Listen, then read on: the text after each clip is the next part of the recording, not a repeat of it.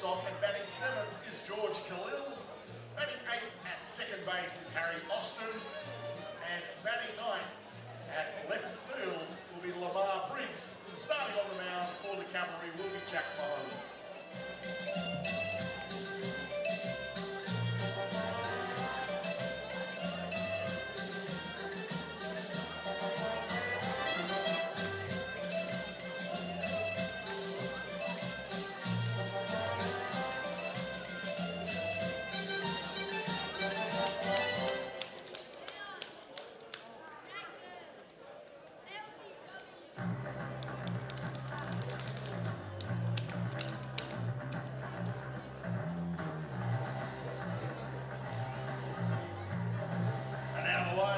Sydney Blue Sox for game number 2. In left field, wearing number 19, Alberto Rios.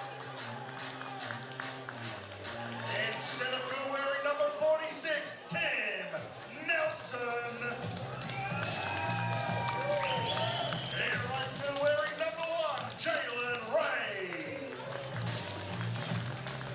At third base, wearing number 3, it's Joe Stevens. At shortstop tonight, wearing number 7, Brandon Ryan. At second base tonight, wearing number 22, it's Corey Acton. At first base, wearing number 8, Josh Natai. And behind the dish for game 2, wearing number 30, Clayton Campbell. And on the mound for the Blue Sox, Lachlan Barassa, wearing number 39.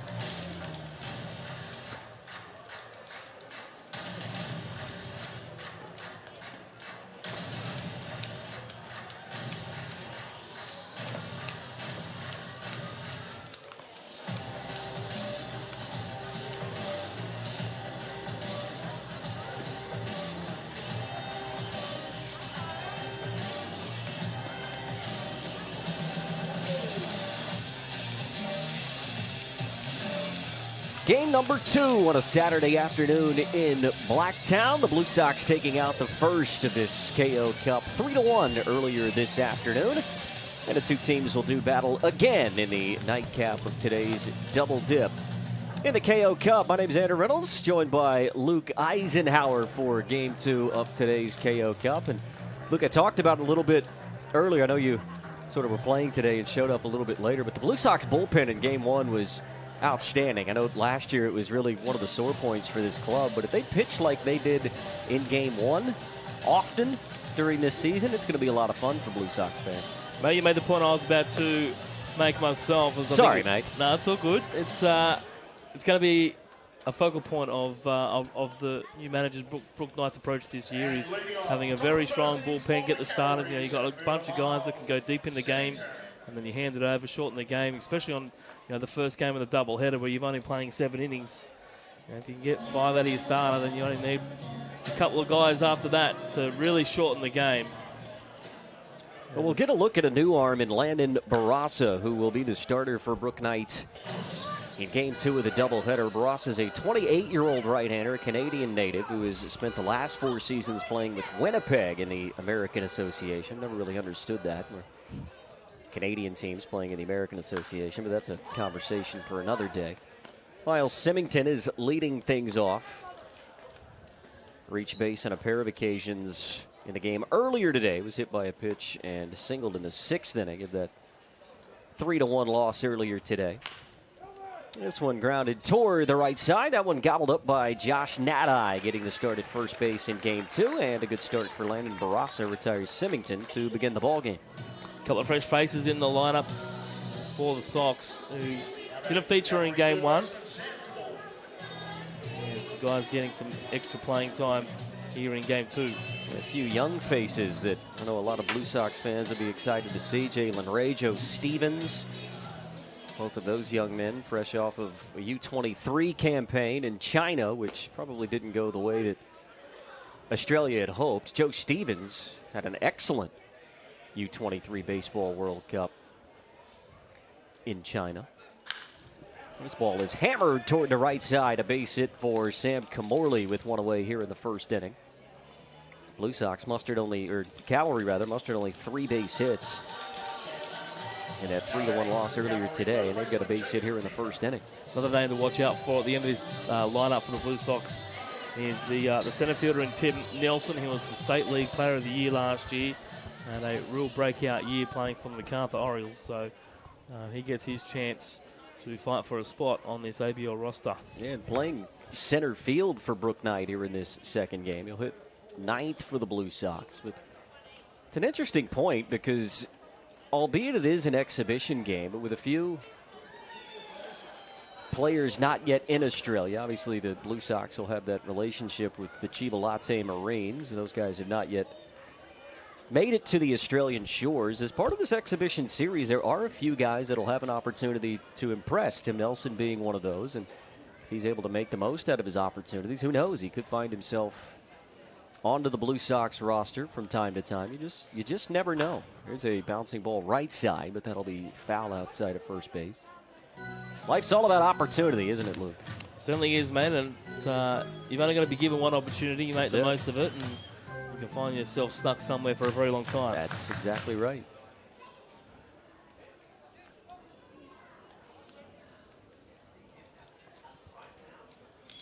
Jacob Teeters, the man at the plate. 1-2 pitch to the languid left-hander, and he punches him out. Good pitch on the outside part of the plate there for Barraza. It's his first strikeout. Teeter looking for the second out here in the first inning. And nicely located pitch there by Barraza. Just stayed away with it. And Clayton Campbell back behind the dish this afternoon for the second game of this doubleheader. It's interesting, isn't it? Here's a liner that backs up Brendan Ryan at shortstop, and he throws on to Acton to get the out to retire the side. So good work by Landon Barraza. Gets a ground ball to end the inning. Let's go to the home half of the first. Cavalry nothing, Blue Sox coming up.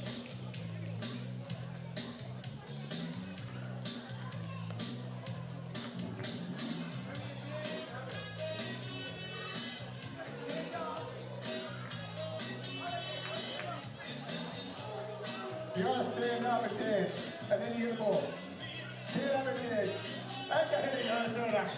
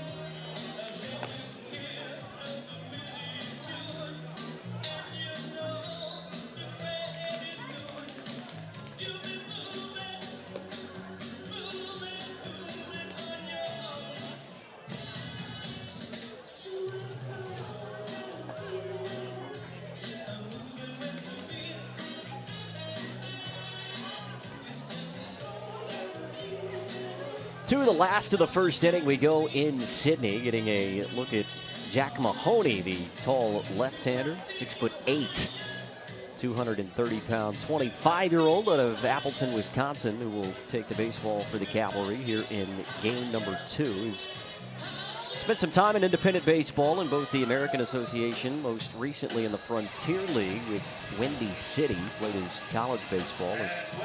University of Milwaukee, Wisconsin. Not often that you see a guy at 6'8" standing atop the mound. It has a high delivery point as well, so it'll certainly be a different look for a lot of these ABL hitters. Speaking of looks, how good does Corey Acton look in a Sydney Blue Sox uniform? Leadoff man, left-hander, and second baseman standing in, getting his first unofficial at-bat with the Sydney Blue Sox. And he swings first pitch. Didn't even have time to talk about him. Harry Austin bobbles it, corrals it, and he can't throw out Acton. In maybe the most unconventional way imaginable, finds himself on base to begin the home half of the first inning. Welcome to Sydney. Yeah, that ball just getting a little bit big on Austin there. Bit of a Blacktown bounce, favouring the home side. Acton hungry, jumps on the first pitch from the lefty. Brings the ball to start. Bottom of the first for the Blue Sox. So here's Jalen Ray getting his first bit of action today. Squares as if to bunt, pulls back and takes a called strike. Infield is playing in, particularly on the corners. Sam Camorley, I think, was certainly expecting Ray to turn as if to bunt. Camorley's on the edge of the infield grass at third base. See if he's spinning on 0-1. Instead, they'll throw over to first base. What a season Acton had last year for the Cavalry. Hit .333 in 31 games.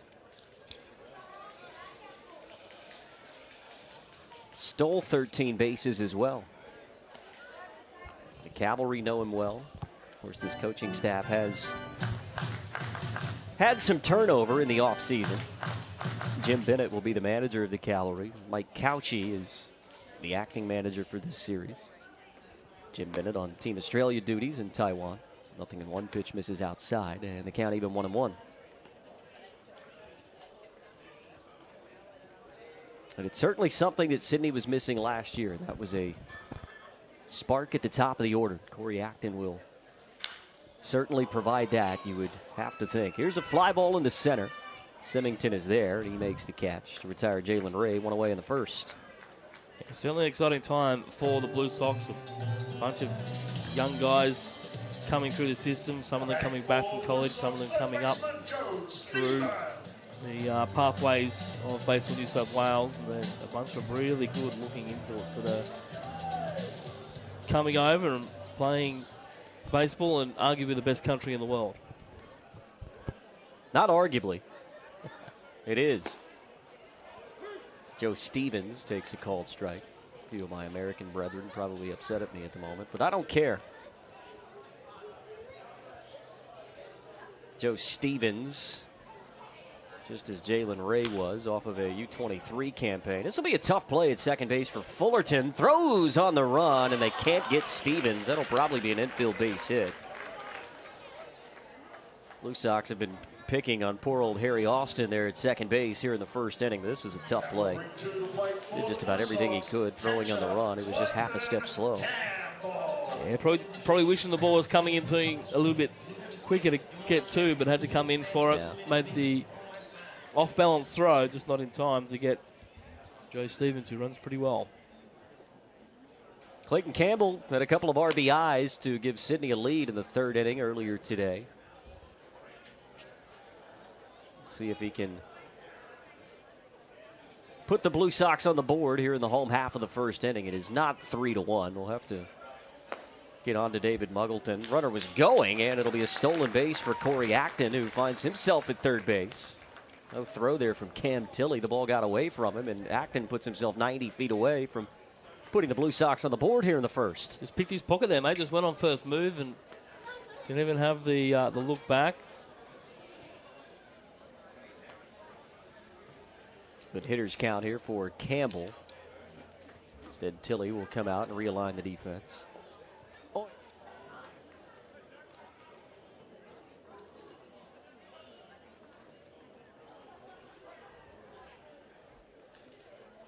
Good hitters count here for Campbell.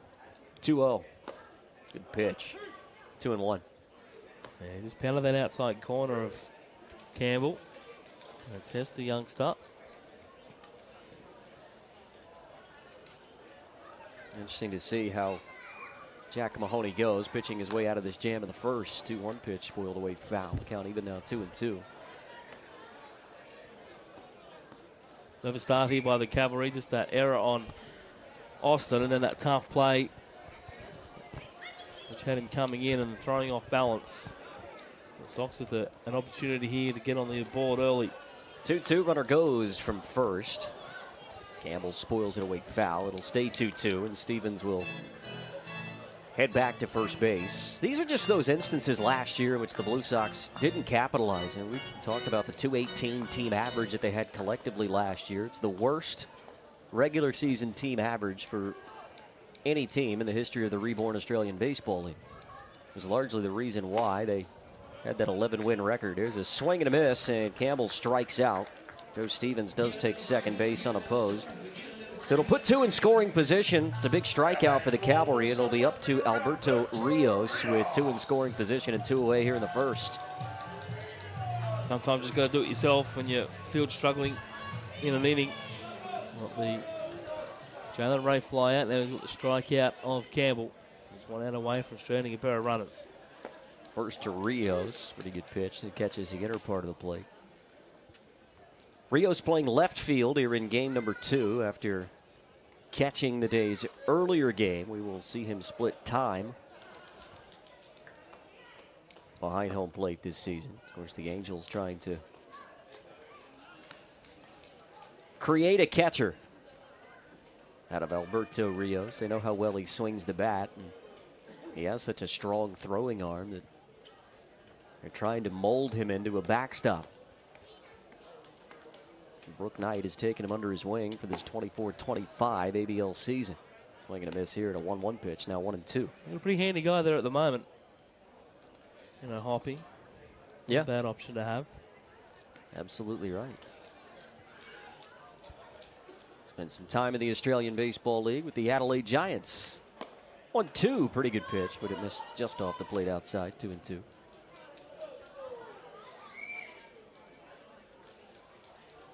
Now, this is a guy that sort of Brook Knight with his West Coast connections in the United States knew that Sydney would need a catcher, knew that the Angels had a bit of a project and was happy to take it on board. 2-2 pitch is spoiled foul off toward the right side. We'll do it again, 2-2. There's so many of those guys that Brook Knight has just found throughout his career. In managing and player development, he's such a player-type manager.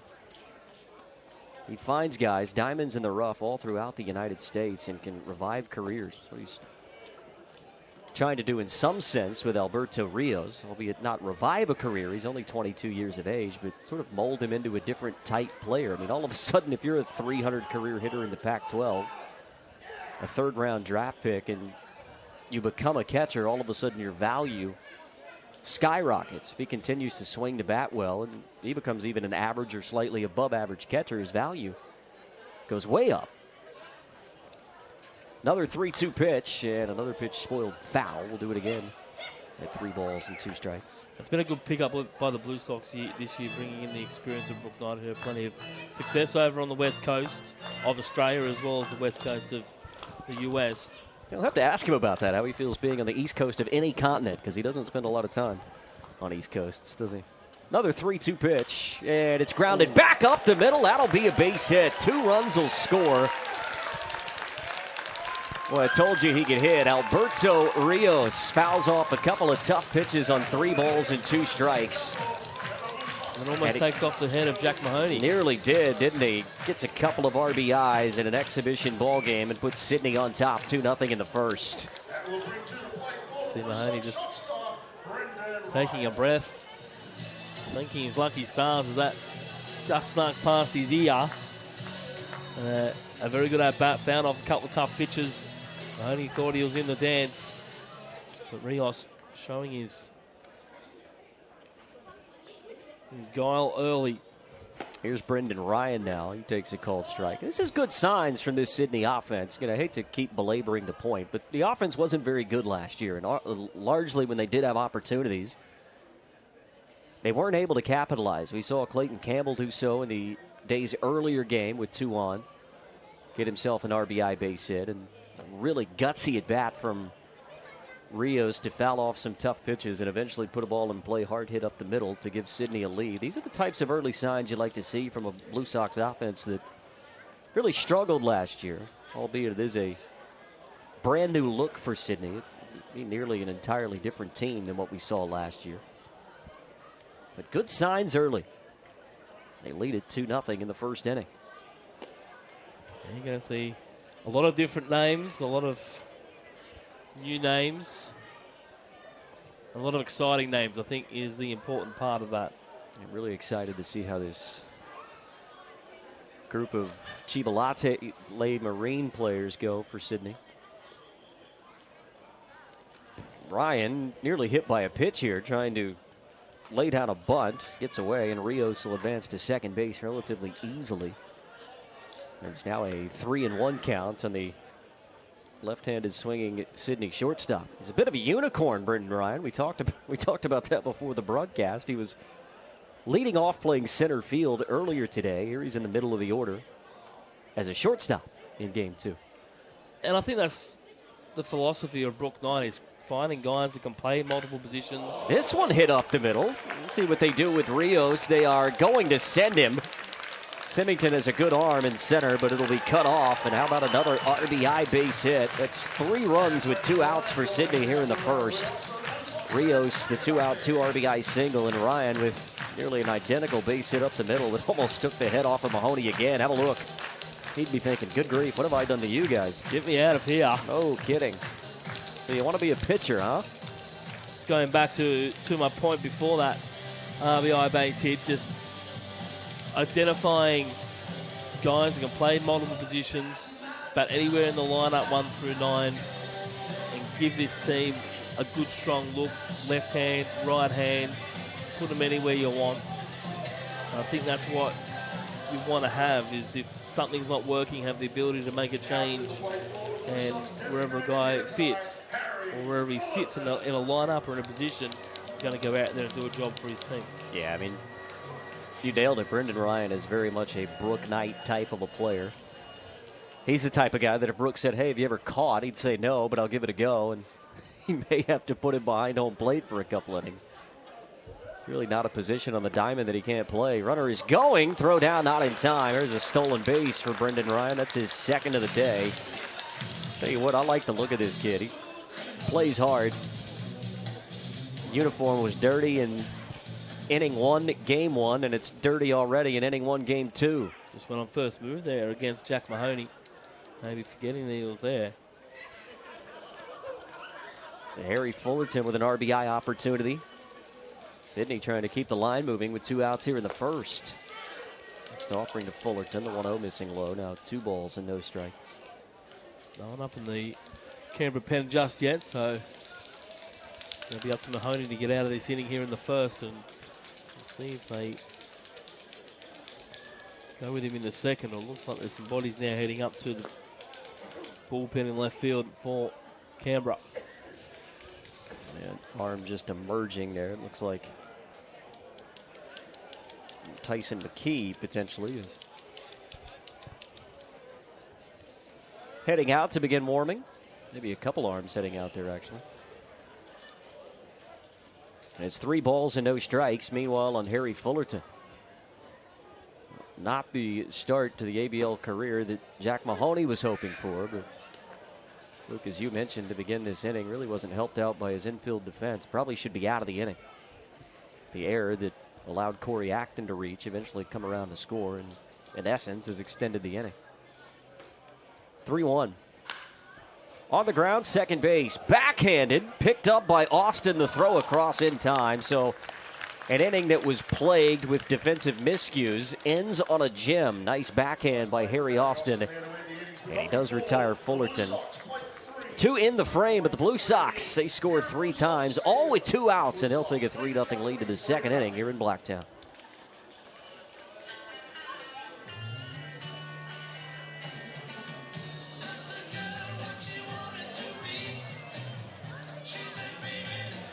The Sydney Blue Sox are proud to sponsor and be partnered with Carly Cars.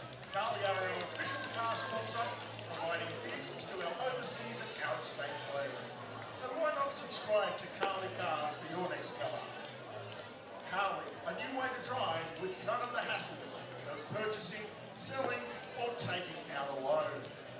Experience the freedom of driving your ideal car without having to own it. Carly Cars are proud sponsors of your Sydney Blue Sox.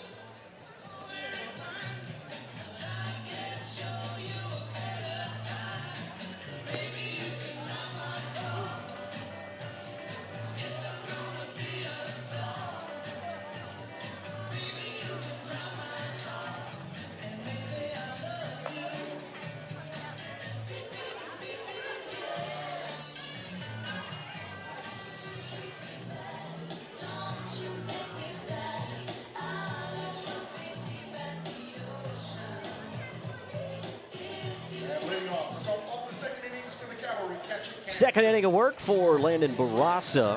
Faced 4 in the first inning. He'll face the 5, 6, and 7 men as we play in the top of inning number 2.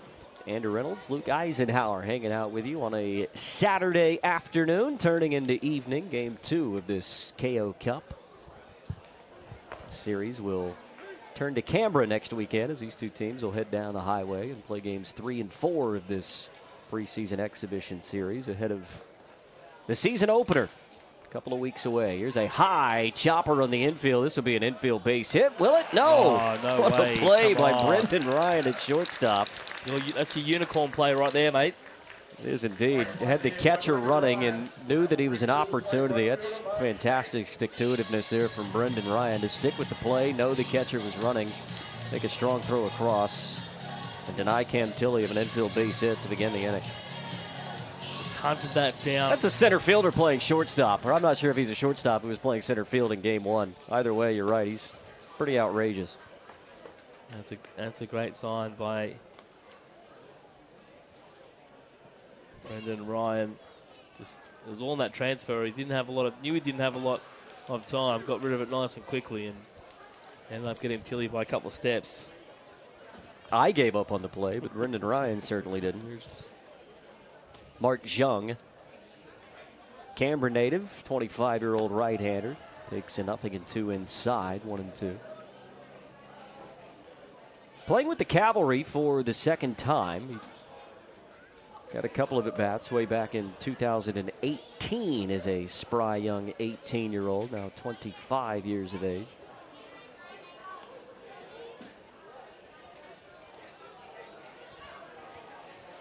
Two-two pitch. On the ground left side, Ryan again was busy in game 1, and he has been busy early in game 2. And more regulation for him on that occasion. Yeah. It's the worm burner onto the dirt. And then a fire to strike. Just showing us that he can do it all, isn't he? I think Blue Sox fans are going to have a lot of fun watching Brendan Ryan wherever in the field he may be positioned this season. Like you said, maybe we could see him behind the plate next weekend. We may see him on the mound. Here's George Khalil with 2 away. Going to have to be 8 runs down in the last. Well, you never know. There were fans in the World Series that were calling for Anthony Rizzo to face Freddie Freeman. Yeah, that would have been fun. Of course, harkening back to that at bat that those two had, I think it was a couple years ago, and Rizzo struck out Freeman. I think it was when Rizzo was still with the Cubs. Still with the Cubs. Freddie at the Braves. But there was nobody on the Yankees pitching staff that could get Freddie Freeman out, so everybody, at least that I saw on Twitter, was saying put Rizzo in to face him because he's faced him one time and he struck him out. Maybe we'll see Brendan Ryan and position player pitching at some point this season. Who knows? Could it be the Shohei Ohtani of the ABL? That's it. 1-2 pitch. Is there something that he's not telling us? Well, based on what we've seen, he's passed the eye test early on in this game. So, look, if he's going to back himself to do anything, I'm not going to be the one that bets against him. 2-2, bounce foul outside third. He'll do it again. 2 balls and 2 strikes.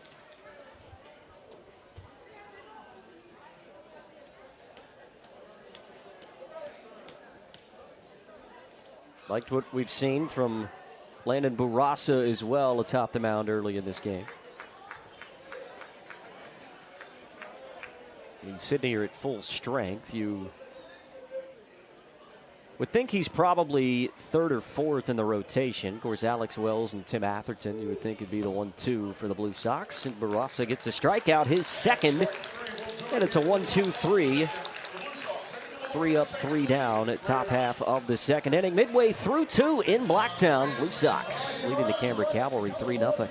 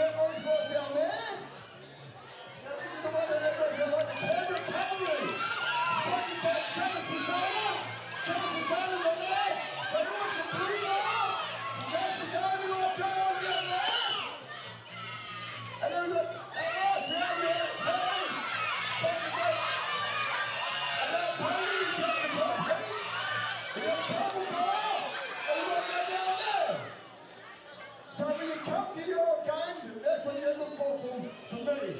All right, let's go, Blue Sox.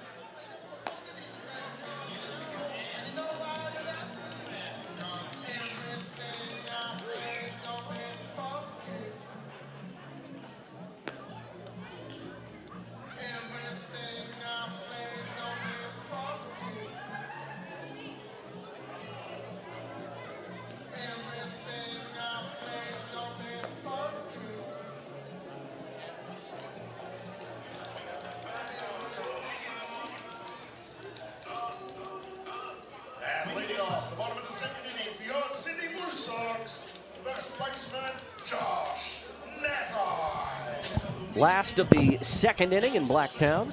The lights illuminate the ballpark. Gloomy all day, mate.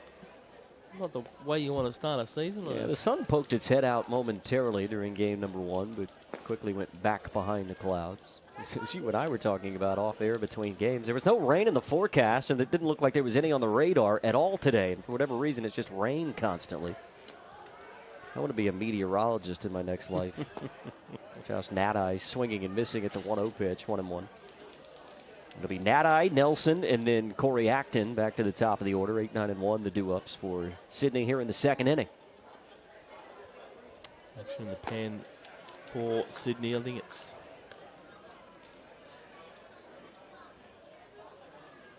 I thought it was 23, Ben Farrer.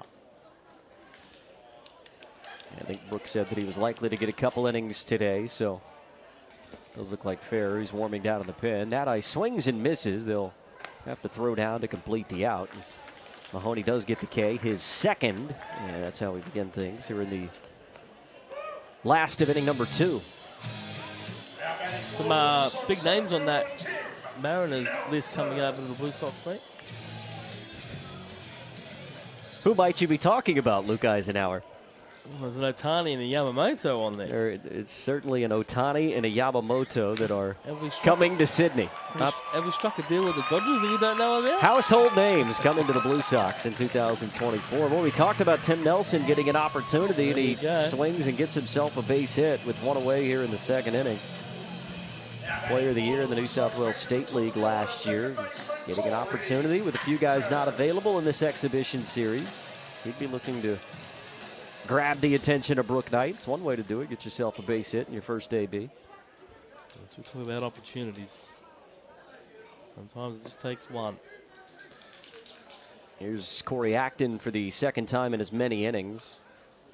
Reached on an error and came around to score in the last of the first.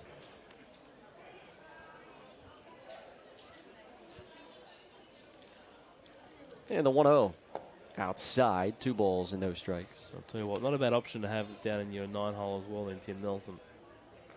Yeah. Guy who's been a player of the year. Clearly can swing it. They'll check on him over at first base. He's back in safely. Look, we were saying it tongue-in-cheek. There is an Ohtani and a Yamamoto that are coming to Sydney. Daito Yamamoto, an outfielder from the Chiba-Lotte Marines, and a relief pitcher in Hikaru Otani, also from Chiba-Lotte. Maybe that'll be enough to get the Sydney media to take a bit of notice. Well, you just use the family names in the headline, and that's it. You never know.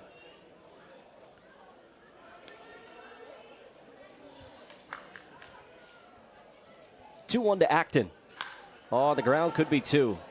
The second, the turn is in time. 6-4 to 3. Well played by Canberra. And Mahoney gets the ground ball to get himself out of the inning. So the one-out base hit for Tim Nelson erased. We will head to the third. Blue Sox leading Canberra 3-0.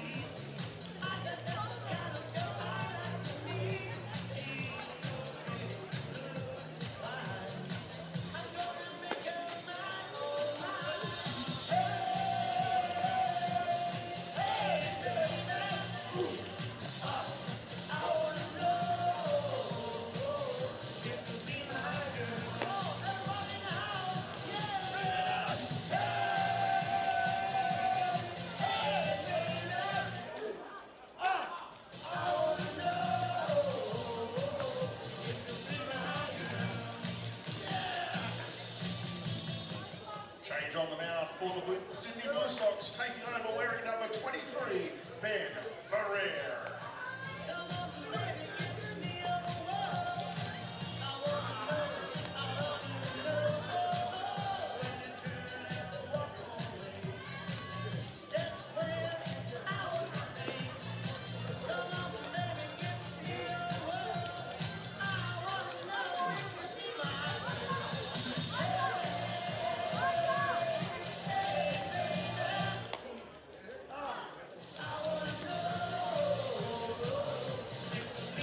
Well, it is Ben Ferrer out of the pen for the Sox. The first change here in the second game of our doubleheader on the first leg of our KO Cup. The guys are now joined by Andrew Reynolds here at Blacktown International Sports Park.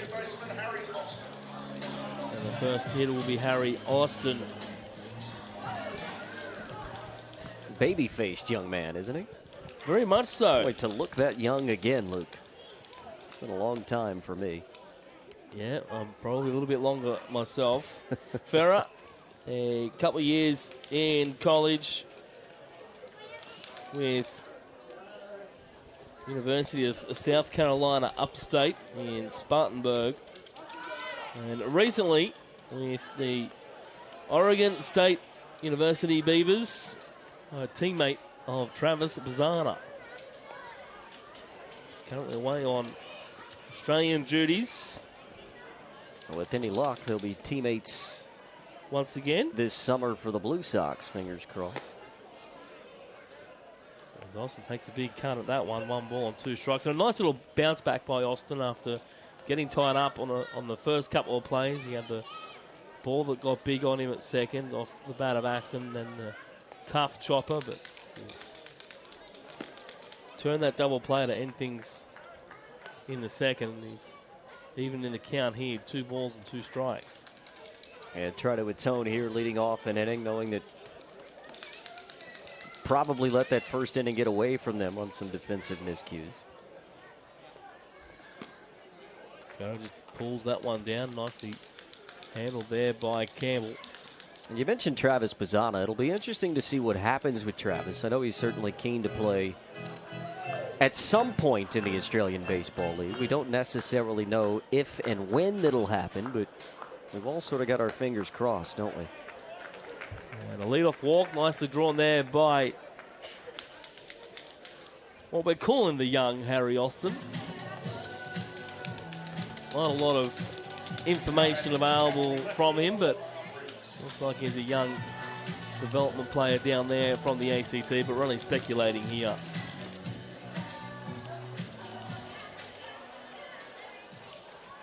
Amar Briggs down in the 9 hole for the Cavalry.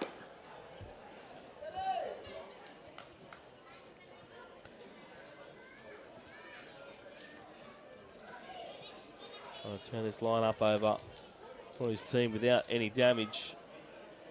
Start to claw back some of these runs. They trail 3-0 here in the top of the third.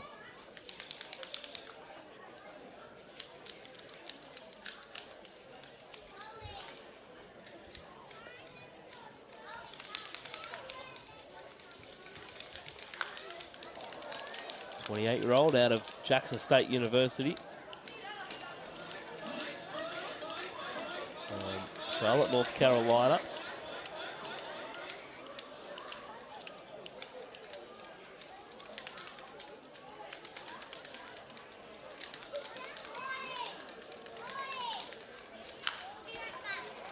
On a line. And handled there by Brendan Ryan, who fires it over to Josh Nadai to try and catch Harry Austin at first. And with Austin looking away from the action, he cops it in the rear end and probably saves Brendan Ryan from a throwing error. Around and said, what was that? It scampered back to first base and then all of a sudden felt something, didn't he? Casually looking back, as if to say, okay. Miles Symington at the top for the Cavs. He gets his second look at the second game. He had a couple of appearances, 3 in fact, in game 1. We had that hit by a pitch and a single.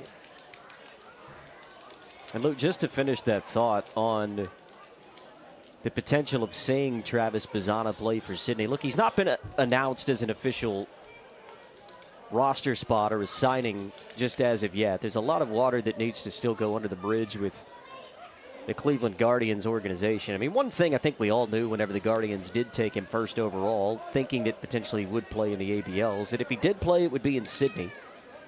We were hoping potentially that he went to a club that had somewhat of a relationship with the Australian Baseball League. Cleveland doesn't often send a lot of prospects, so there has been some education of the Guardians organization, I think, in trying to coax as much as they can out of Travis. I would imagine that the Guardians would want to shut him down for some period of time. He's been playing baseball since essentially February. But I do think that there's a better than good chance that we do see him at some point this season. Again, I don't know how long that will be for, but boy, it'd be a sight to behold, wouldn't it? A number 1 overall draft pick and a Sydney kid getting to play for the Blue Sox this summer. Maybe it's wishful thinking on my part, but I think we might be a pretty good chance of seeing it. I don't know how you feel about it, but that's how I feel. Mate, I'm looking forward to hopefully seeing Travis back here. I grew up coaching against Travis, and he was always the thorn in our side. But that one's lifted by Symington and over on the fence.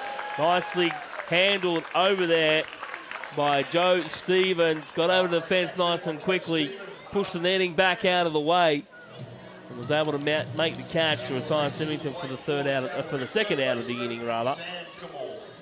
Yeah, that's not an easy play, navigating that short wall down that third baseline. I mean, he was probably aided, as you mentioned, by the netting that sort of covers up the beer garden area over there. But that's not an easy play to make. Joe Stevens is really impressed. Over the last couple months at third base, he played a really impressive third base in Shaoxing at the U23 Baseball World Cup. And I think he might find himself with a semi-permanent role at the hot corner for the Blue Sox this season. No New York Yankees supporters over there trying to rake the ball out of his glove. Just back on Travis quickly, and you'd hope that maybe you may mention that the Guardians not a ball club traditionally to send players over here. Maybe it's an opportunity for them to open up a pathway to now give an opportunity for their development players to come over here and experience life in another country. As that one's ripped into right field. Jalen Ray over it again. It'll be a 2-out single for Sam Kamali. And I'll just extend the inning for the Cavalry. One more batter. And I think the other thing we have to take into account, sorry, Luke, is the relationship that Brooke Knight has with Travis Pizzana is obviously another key component. I think if anyone else was managing the Blue Sox, maybe Travis wouldn't be as keen potentially, or if there wasn't that connection between those two. But I think so much of it just makes sense for Travis to get some at-bats during the ABL season, do it in his hometown, and do it for a manager and a guy that he knows really well and wants to play for. Off the bat of Jacob Teeter. Rips it hard along the ground into right field.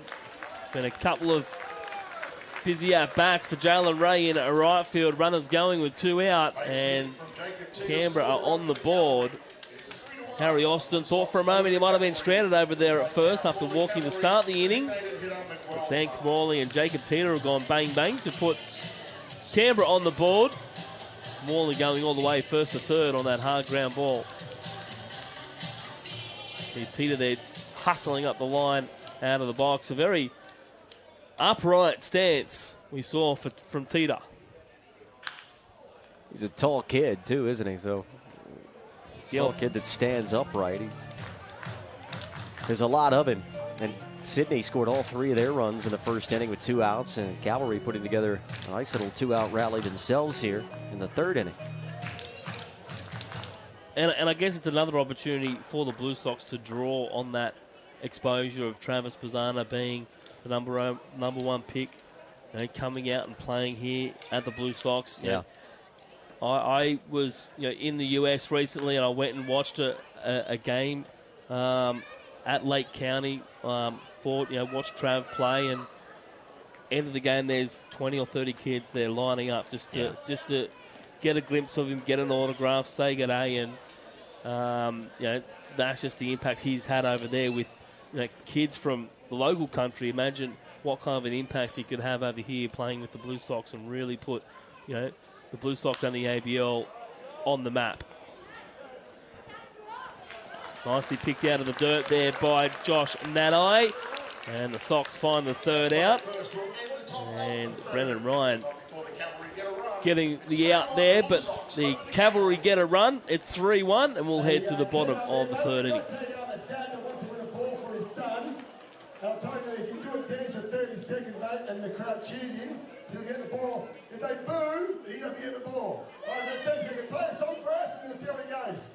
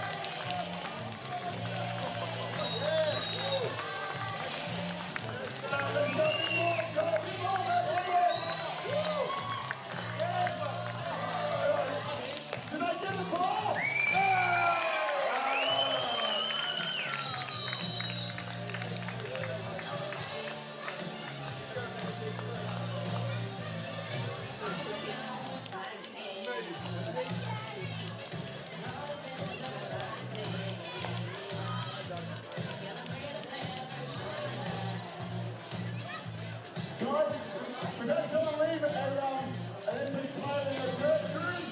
If you can show me those yours, come and see me. All right, we'll work it out from there. All right, so the black case left in the merch room.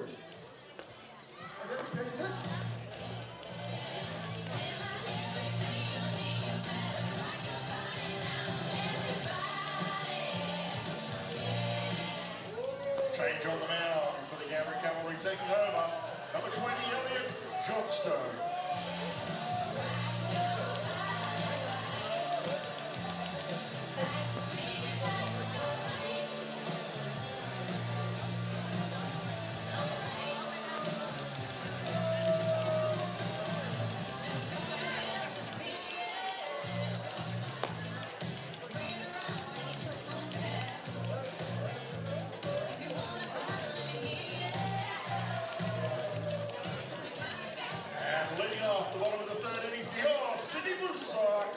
is right fielder Jalen Ray. Cavalry did have Tyson McKee warming, but they've gone with Elliot Johnston instead. Johnston with 3 seasons in the ABL with the Auckland Tuatara, and spent the 23 season with St. Lucie in the Florida League. St. Lucie, a Mets farm team. It was very Kiwi of you, Luke. Give me the defunct Auckland franchise's mascot again. Tuatara. That's excellent from you. 10 out of 10. No notes. Probably a little bit off there. It's better than a Yank like me could do. Let's put it that way. Well, given my surname and all the different variations I've heard over 40 years, I do pride myself on getting names correct. Whether it's the name of a player or the name of an emblem or a logo or a city. Try and work in the accent. Jalen Ray leading it off. Ray, Stevens and Campbell. 3 local products. J. Ray goes back up the middle and won't be getting past the shortstop there in George Khalil. All over that one. Ray thought he might have had a base hit to start the inning, but Khalil got around on it quickly. Yeah, look how far he travels to make this play as well, Khalil. He's playing well off the second base bag. He's probably got to travel 30, 40 feet to behind the second base bag to make that play. That's a really good play from the Cavalry shortstop. Got him by a step. Ball they just slowed up a little bit as it got onto the dirt. Breaking pitch there to Joe Stevens. Misses. Sorry, called a strike.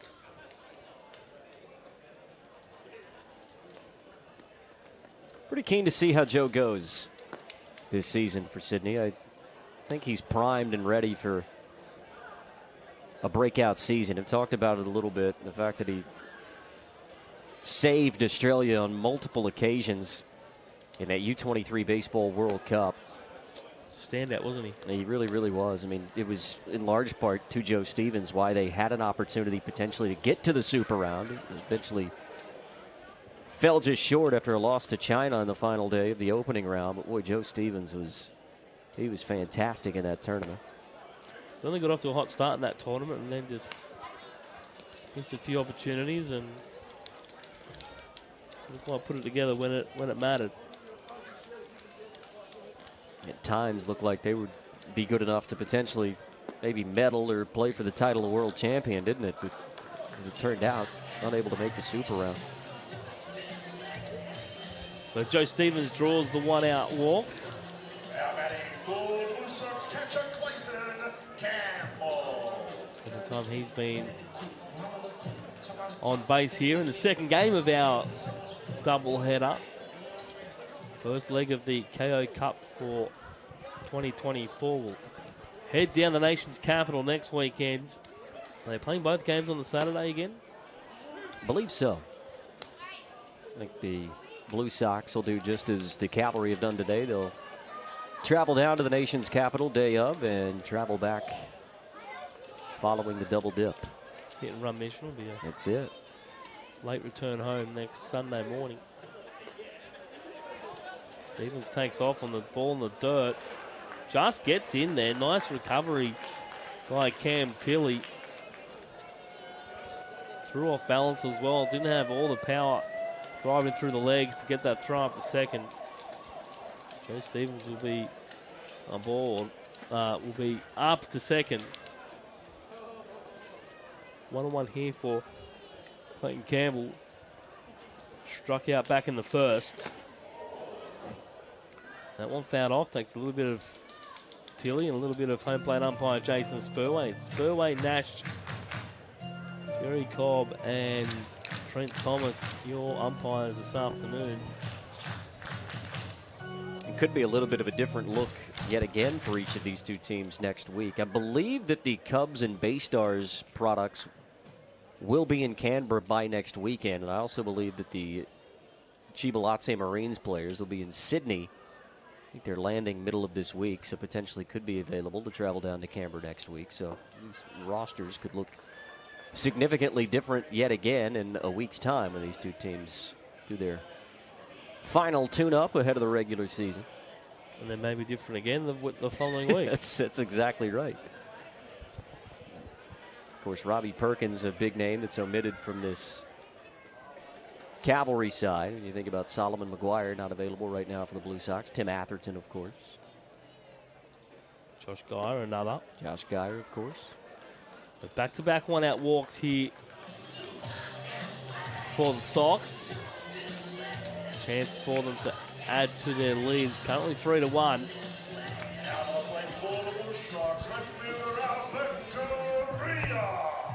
Looks like it's going to be Johnston's inning with no one up in the pen, so going to find a way to work out of it, just like Jack Mahoney had to in the first. Sox with 3 runs on 4 hits. Couple of walks. And an error so far as that one's ripped hard on the ground into left field by Alberto Rios. He's got 3 RBIs on the afternoon as Joe Stevens slides into home. 4th run on the board for the Sox.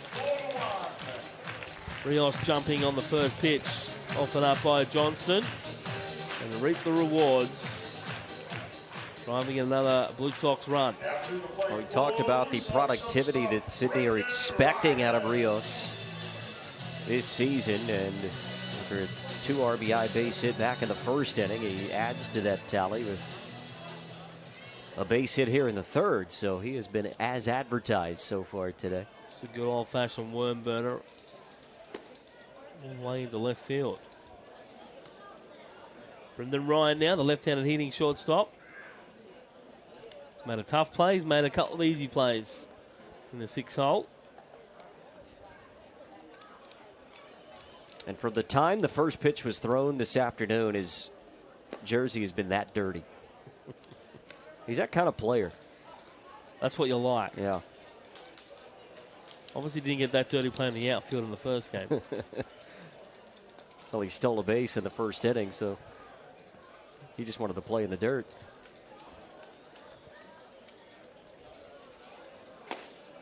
And one on the inside corner, nicely located by Johnston to get him into this count. Teams didn't change uniforms mid-game. The Cavalry have gone orange for both games, and the Blue Sox have gone with the, strangely enough, the road grays at home. 1-1. But it is a cumulative effect that is starting to show in the uniform of Brendan Ryan. Also finding that inside corner again. A good adjustment by the Cavalry relief pitcher. Ryan just taking a moment to adjust. In fact, it's now 2-2.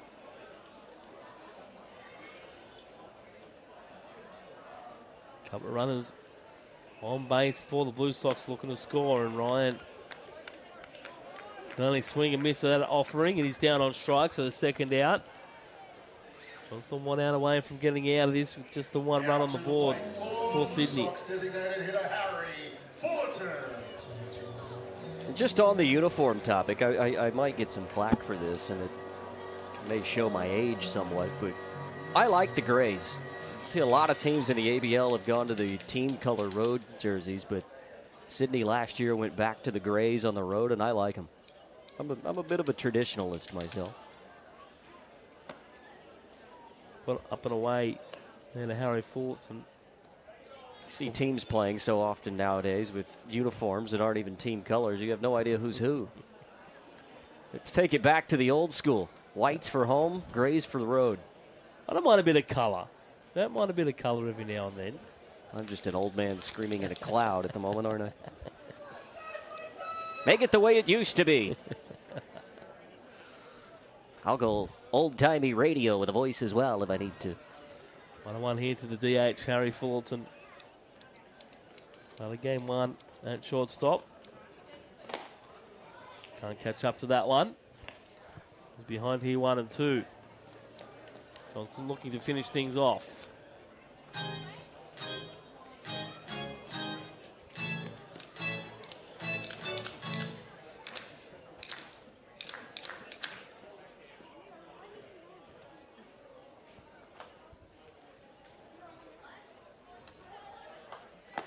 Outside corner, freezes Fulton.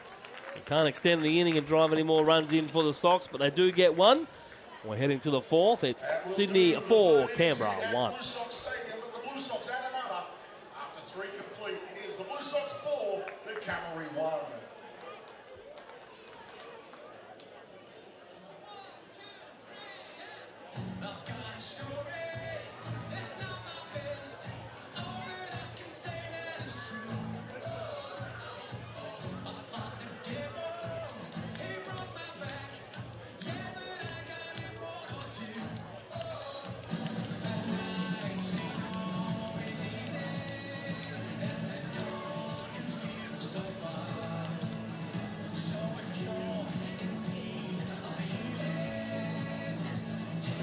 Take this opportunity just to remind you that the merchandise store will be closing in the 6th inning of this game. So take the opportunity to head down to our merchandise store, which is located on the first level of the grandstand, just above the Cavalry dugout.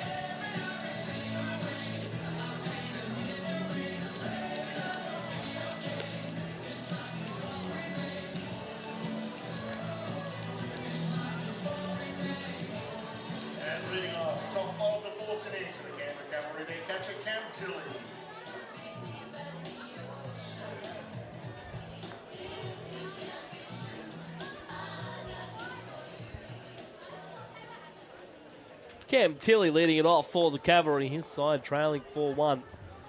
As we head to the fourth. Ben Ferrer out for a second inning of work. See who Brook Knight wants to go with for the fifth. A little bit later.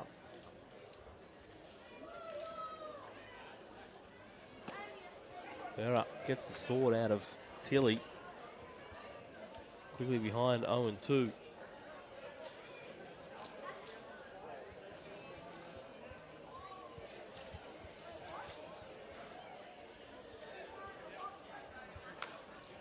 Fouls that one off to stay alive.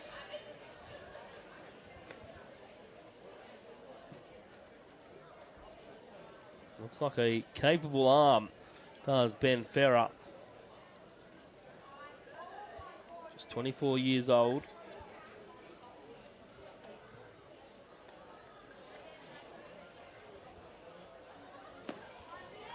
And against the strikeout of Tilley to start things here. He had a 10-4 record playing for a team called YOLO, the YOLO High Wheelers in Davis, California.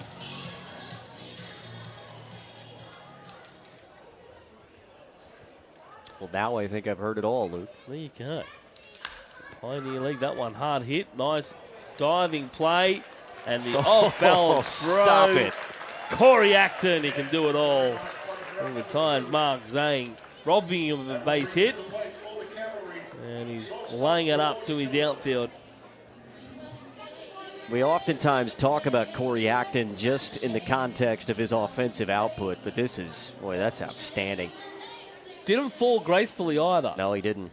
It was a bit of a tumble with the upper body, which is potentially where you lose yourself. You struggle to get back up, but got up on a knee, reset his core, and threw across his body, made a good throw to Josh Nadai for a quick second out. 10-4 record at YOLO High Wheelers.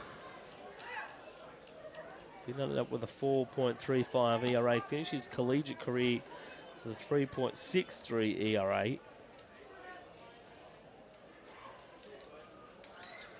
And these are the numbers that you look at.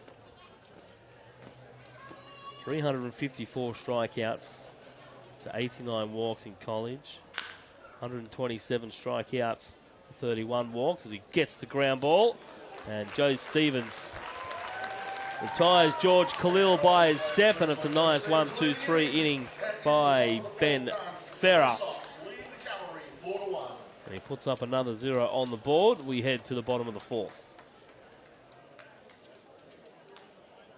Athlete, it's incredibly frustrating being injured. I hate having to sit on the bench and not being able to help my team win. I was guided through a structured treatment plan so that I could perform at my best again. Now I can get back on the field and help my team once again.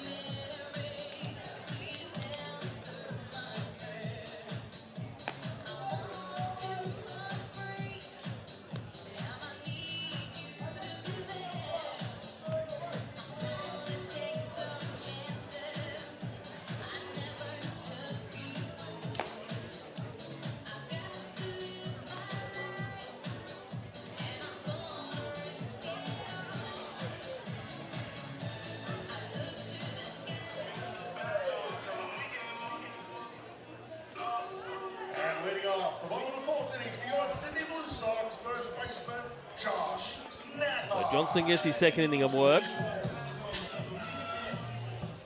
8-9-1 in Nat Nelson, then back to Corey Acton. Ooh, that one's off the head. And straight away, Jason Spurway is calling for assistance. That might have snuck in on Nat.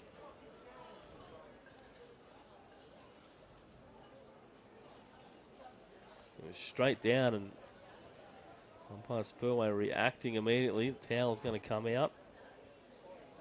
Yeah, it was the reaction from Spurway, I think, and you can see a little bit of blood coming from Nat. I'm not sure if it's from the nose. It might very well be. Certainly some concern on the face of Brooke Knight as well. Don't have sending out a guy who's just had knee surgery with the paper towel. It's a good idea. You've already got one guy injured. You don't want another guy to go down. Well, you think you'd want the paper towel to be delivered expeditiously, right? So you can just see the amount of blood that's coming from Josh as well. It looks like it might have got him in the eye, so we'll try and get an update on Josh Natai once he gets his treatment. Of course, we're talking about Max Brennan. Just watch the replay. Yeah. Might have got him right on the forehead. It looked like just between the forehead and the top of the nose. It's got through everything. Got through the chin guard, got under the brim of the helmet. You see umpire Spurway straight on it. Yeah, credit to Jason Spurway, but boy, that one just got him on the forehead. He just couldn't get out of the way quick enough, and you could see the reaction from Cam Tilley as well. In live time, it almost looked, from our vantage point, like it got him on the helmet, but he just wasn't able to get out of dodge quickly enough to be able to avoid the baseball, and hopefully all is okay with Josh Natai. Good to see him stand up and walk off the field. But there was a lot of blood, even to the point now of the grounds crew are going to come out and scoop it up. Clean it up. Send our best wishes to Josh. I hope he's all right.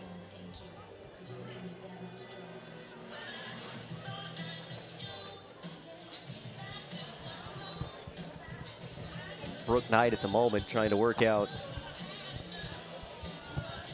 who he's going to stick at first base. He's got three men. He might have to make a bit of a positional shuffle. That's the least of his problems right now. And look, Josh Natai is still in the dugout, so it's not as though he's gone back into the clubhouse or anything. He's sat on a stoop in the dugout. I can't imagine that he would stay in the ball game, and Sydney are going to send a pinch runner to Oh, yeah, of course. first base. Coming in, don't we? Here I'm thinking we're looking for a hitter. So 14 is Mitch Austin, so...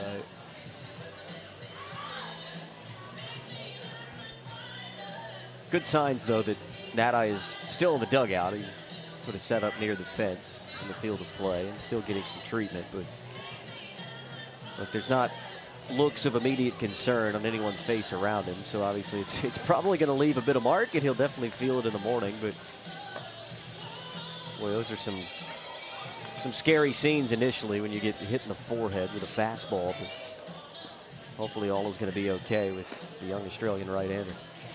That's enough getting hit anywhere in the body, let alone when it rides up and catches you by surprise like that. Don't know that I've ever seen that before. It's an odd place to get hit. So many things have to go right or wrong, I suppose. Yeah, he just couldn't duck his head out of the way quickly enough and ended up catching it sort of the bridge of the nose between there and the forehead. It looks like Josh is okay as he continues to get some treatment. Dr. Funky Fuel down there as well.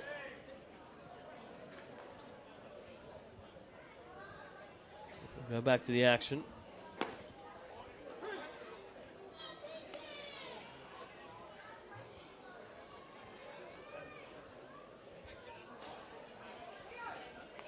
Tim Nelson now, the hitter. He was singled in his first at-bat.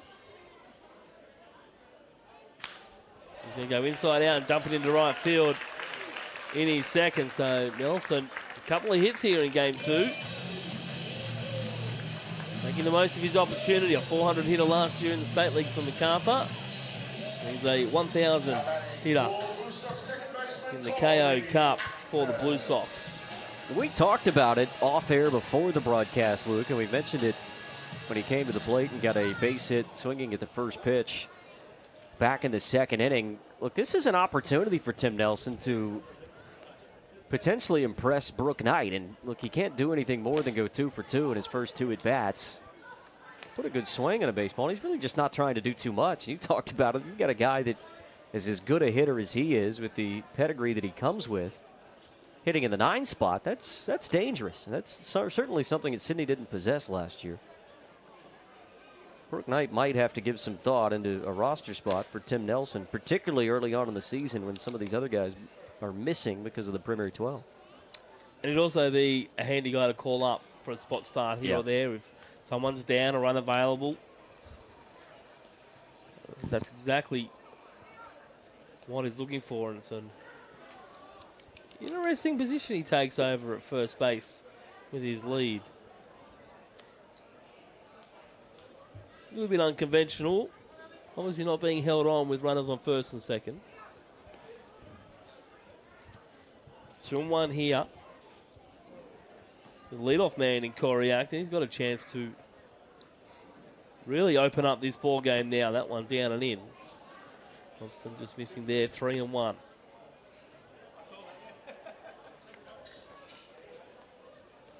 So you've seen 2 innings from Barassa, 2 innings from Ben Ferrer. Couple of bodies up in the pen now. I think it's Chris Roth that might be getting the next assignment. But Corey Acton's got a job to do here first. Outside corner. Thought he had drawn the walk. Acton was about to head out of the box, but it's called back in by Jason Spurway. 3-2 the count now with nobody out. A pair of runners aboard in grey uniforms. And this time it does get ball 4, so bases will be juiced. And nobody out here for the Sox here in the 4th inning.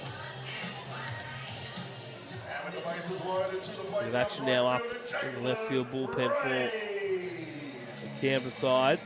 Down the right, though, will get his opportunity here.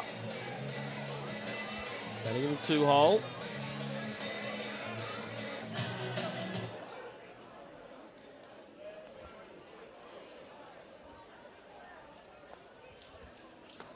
Johnston goes back to the wind-up, and Jalen Ray's going to wear one in the elbow guard, and that'll be an RBI for him.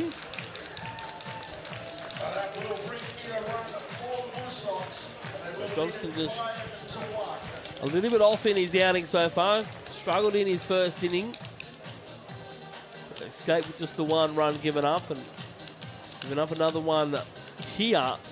And he also still has the bases loaded and still nobody out. That one just catching Ray on the upper part of the elbow guard, which was covering the tricep. There's a nerve there as well that you don't want to hit, that connects to the not-so-funny bone. You don't want to be hit there either. We've got hit by pitch, base hit, a walk, and a hit by pitch so far on the inning. Now batting for the Blue Sox third baseman, Joe Stevens. Joe Stevens.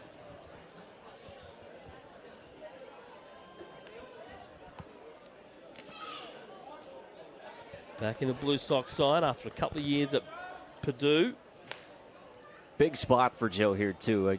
You see a really big swing there, potentially trying to do too much with the bases loaded. I'd like to really see Joe just kind of keep within himself at this at-bat. Look, I know it's an exhibition game. Sydney leading it 5-1 as is, but just like to see how he approaches this type of at-bat. Doesn't have to go get all four of the runs. Just punch one into a gap. So these are the types of moments last year where Sydney would just try and do too much. All you've got to do is keep the line moving. Bases loaded, nobody out, and the run's already crossed in the inning. The one's there for a called strike. 1-2 here to Stevens.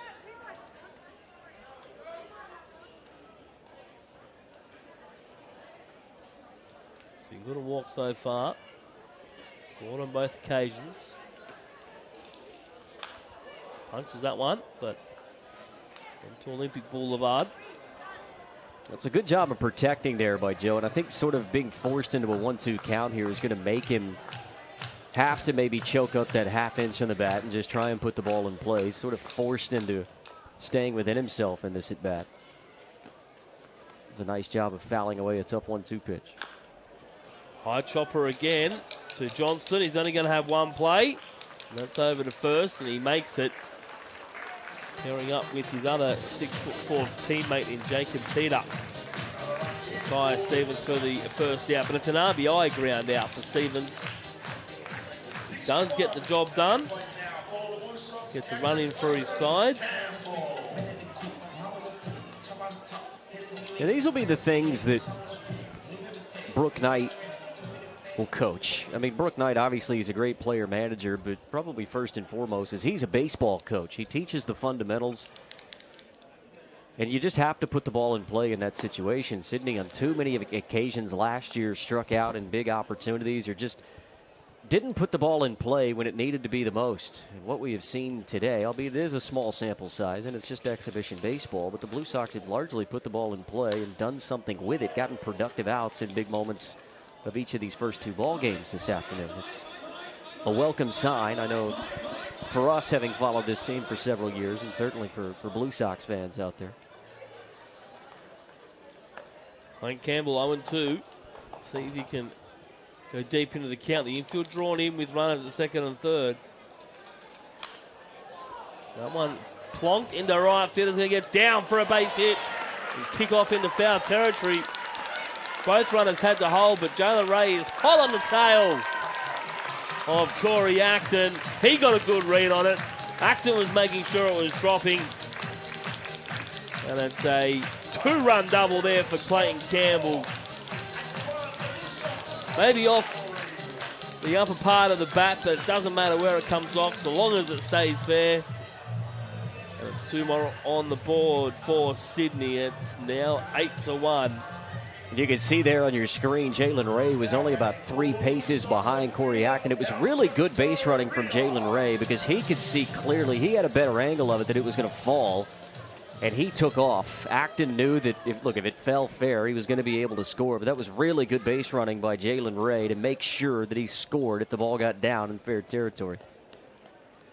It's just good to see. I know I'm belaboring the point a little bit, but it's good to see how fundamental Sydney are doing. They're making the right choices.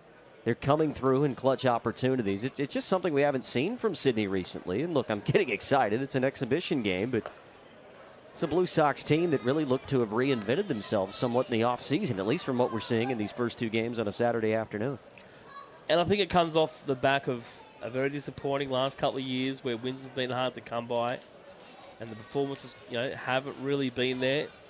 You bring in a new coach, new philosophies, and one of those philosophies can be as simple as, hey, let's just go back to basics. Let's just go back to 1% baseball, do the little things that are going to get us any and every advantage we can get. And you've got a couple of guys coming back into the ball club that have been over in college systems, over playing professionally.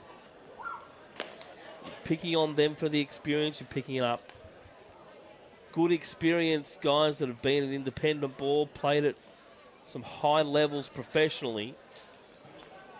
And you put all that together and you just want to put a smart baseball team on the park. Big swing and miss, and that'll be Rios down for the second out. Johnston able to command the strike zone against the Sydney catcher. Just needs one out now to get out of this and get his Canberra bats back in action. It's been a 4-run fourth inning for Sydney, 3 in the first. They were held off in the second before replying in the bottom of the third after Canberra got on the board in the top half of the inning. Walking hit by a pitch and a couple of base hits for Sydney. 7 in command here.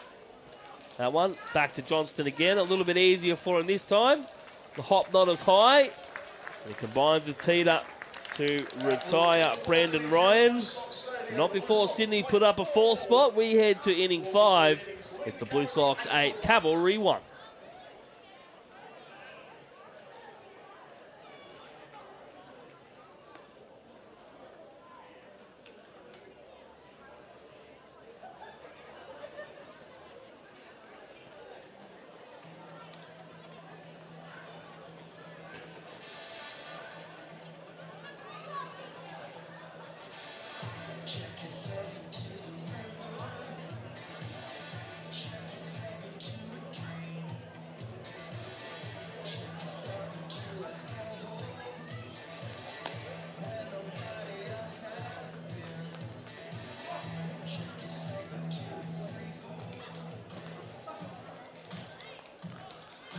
Change on the mound for the Sydney Blue Sox coming into the game. Number 49, Chris Ruff.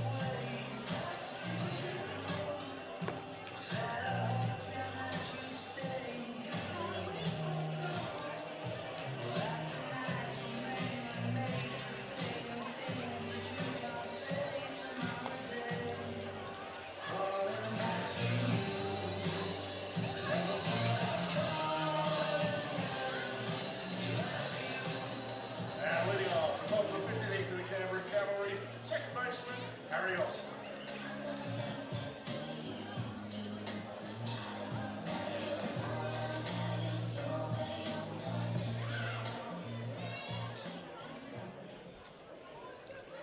Chris Rofe takes over for the Sox, the local product from the Borkham Hills Kookaburras Club. Normally sports double zeros, but today wearing 49. What's Mr. Rofe been up to, Andrew? It's funny you should ask, Luke. Was looking to pitch for Sydney for the second time in his career. Made 13 appearances last year, but we were just talking off air. He went to Mount Marty University in Yankton, South Dakota. Now, I know a lot of random towns in the United States. Yankton, South Dakota was not part of my vernacular prior to 4 or 5 minutes ago. I would have said 45 seconds ago.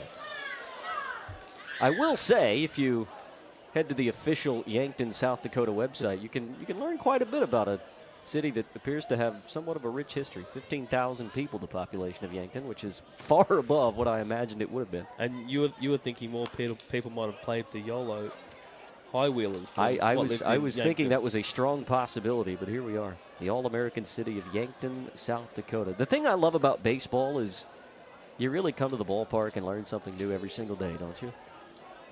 I can honestly say with 100% conviction I did not think that I was going to learn the name of a new South Dakotan town today. Harry Austin down on strikes to start the Yankton. Can't call him native. Yankton visitor, a one-time Yankton resident. For Chris Rowe, first appearance on the mound for the Sox. I'd love to know how many Australians have visited Yankton, South Dakota. I could say that Chris Rofe is probably one of a handful that have done so. Well, I reckon you could probably add his parents to that list. So he would have gone over to visit whilst he was over there. He played there 3 seasons. A Mount Marty Lancers play in the Great Plains Athletic Conference and NAIA. 3.33 ERA. 14-7 record. That's some good numbers up there. 183 strikeouts, 45 walks. That was what you'd call a no ball. We're on a different sport. No, just one arm, not two. Straight on these ones. 21 and 2/3 innings pitched for Sydney last season. Struck out 12, walked 18. So the numbers somewhat reversed. As Lamar Briggs fouls it off in his second at-bat of the day.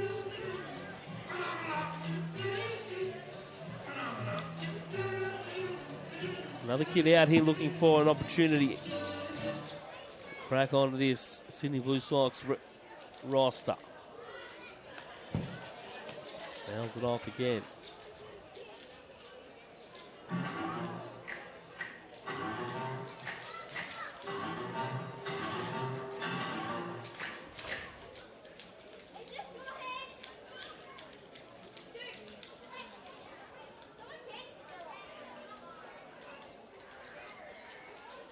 Inside as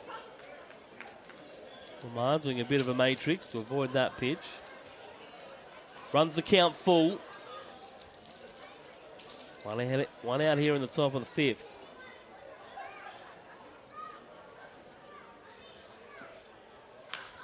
Lifts it up into the evening sky. Jalen Ray with the beat on it. And he'll set the ball into his glove to retire the 9-hole hitter for the Cavalry. Second out here in the top of inning number 5, and it turns the lineup back to the top with Miles Symington.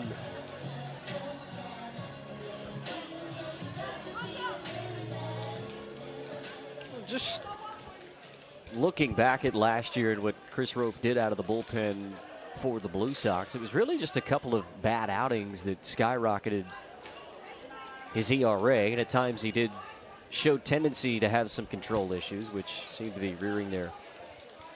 I mean, the ERA of 4 isn't terrible. No, not at all. But it was really just a couple of outings that kept him from having a sub-4, perhaps even a ERA in the mid-3s. It was really just a tough December that saw him battle somewhat. He had sort of 3 consecutive outings in which he allowed multiple earned runs. But aside from that one stint that he had toward the end of December, he really was quite solid out of the bullpen for the Blue Sox last year. Well, can recapture some of that form and improve on that for this season. 2-1 here to Symington. I mean, 7 of his 13 outings last year out of the pen were scoreless. It just goes to show you when the runs did come, they came in bunches for the opposition. Sometimes when a team's got your number, they've got your numbers. That one almost takes out a couple of relief pitchers up there in the bullpen. The extended netting not extending far enough to protect the pen. They're all huddled up there right on the lower corner, catching the action.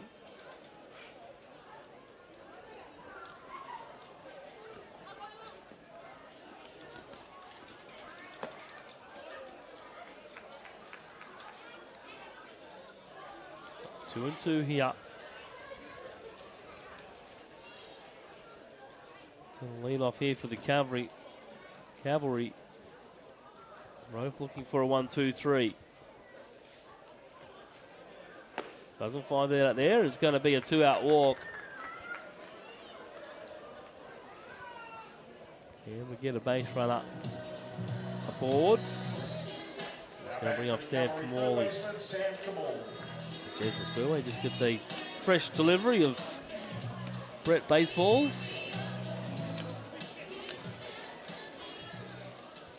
Sydney's 8 runs coming on 7 hits. Canberra must swing just the 3 hits so far for their lone run of the ball game, which came back in the 3rd inning. Sydney held scoreless in the 2nd after putting up 3 in the 1st, a run in the 3rd, and 4 in the 4th.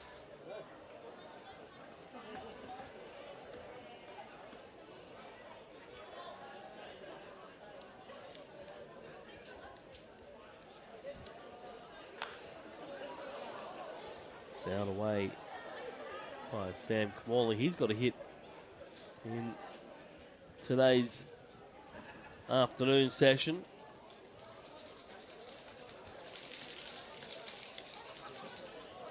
Grounded out and struck out.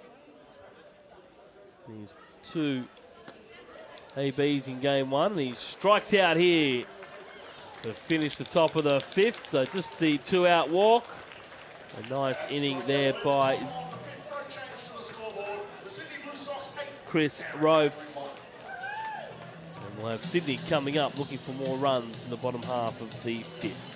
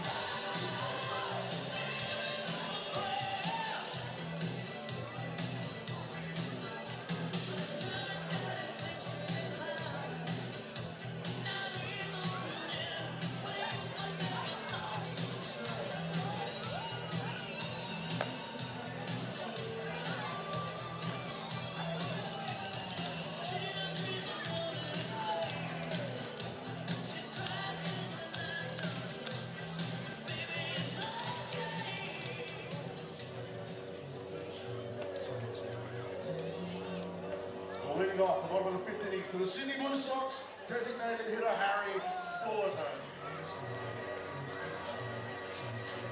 Bottom of the 5th. Harry Fulton will lead it off. 7, 8, 9. Fulton, Austin, Nelson. New pitcher is Tyson McKee. He was up warming in the 1st inning, just in case he was needed. Out here in the 5th, he's 23-year-old Australian from Saddleworth in South Australia, up near the Canberra Valley region, great wine region, one of many in South Australia. He had a cup of coffee up in the ABL as a 16 and 18-year-old with the Giants. They would have been the bite back then. Just 5 appearances, 4 innings pitched.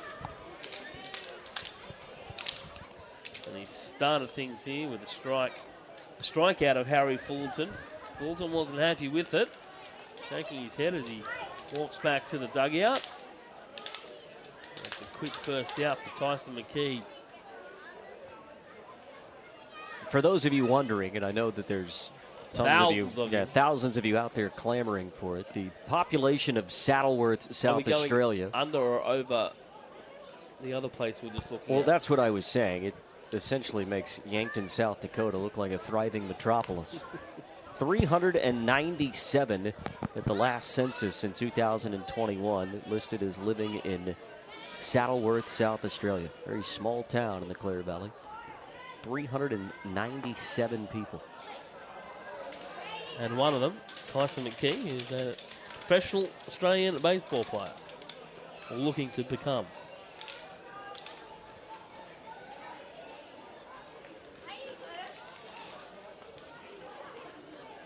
That one will hit, no, bounce. Thought I might have collected Mitch Austin on the way there. Just bounce through the batter's box and to the back net. 2-0 here to the lefty, who came in as a pinch runner after Josh Nadite copped an ugly pitch to the head. We'll try and get a report on Nadite. Came off on his own accord, which is a good sign. Saw he impacted hard. 2-1 here to Austin. Lifts that one left side. Couple over for it, but it's going to be the shortstop, George Khalil, to make the catch. Bridges hot on his tail. Thought we might have either had a change or been given wrong information. That does look like Lamar Bridges in left field.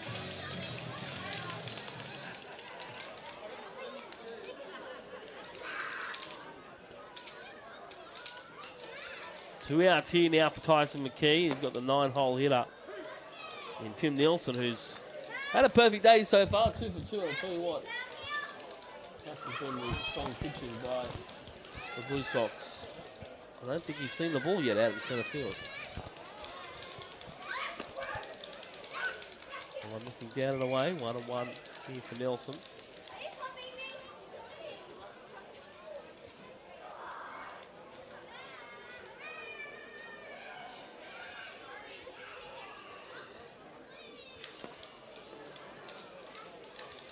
Half-hearted offer at that pitch. It's in the dirt.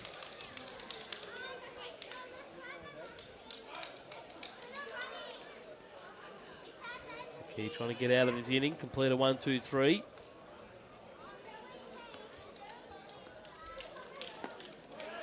Nelson checks his swing. No, he doesn't. He's rung up on strikes. Tilly applies the tag, albeit academically.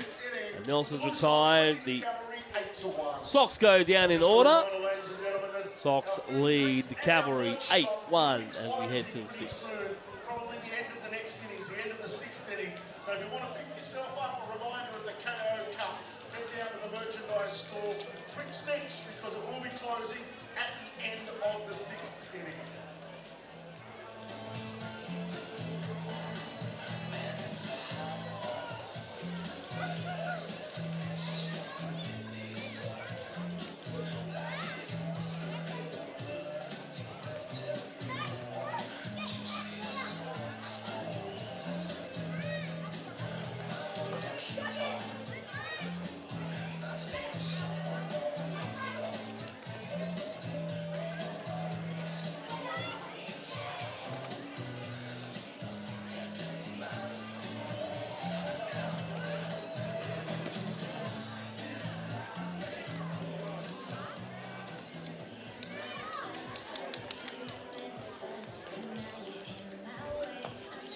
Change on the mound for the Blue Sox. Taking over on the bump is Dylan Clark.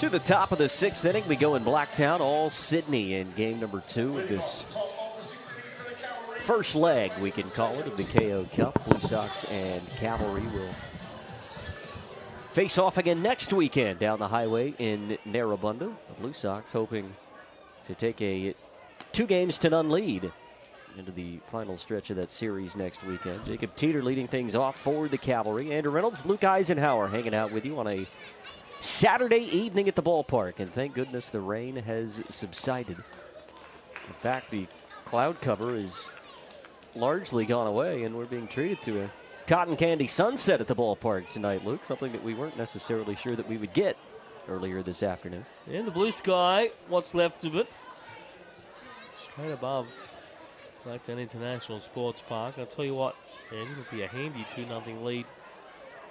They can finish this one. It's been a while since they've enjoyed success in the KO Cup. I think Canberra won the last 3 from memory. 1-1 pitch waved at and missed by Teeter, 1-2.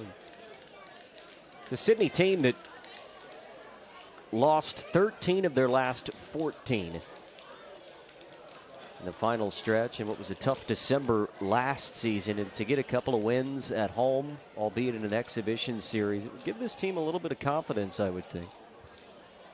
We're going to need 1-2 pitch on the ground to second base. There's Corey Acton, and there's one away. Teeter retired to begin the 6th inning. They're going to need all the confidence they can get heading into week 1 of the series against the 2-time defending champions, the Adelaide Giants. But if they can roll out performances like we've seen here today, new faces coming in, the guys returning for another stint in the Blue Sox blue.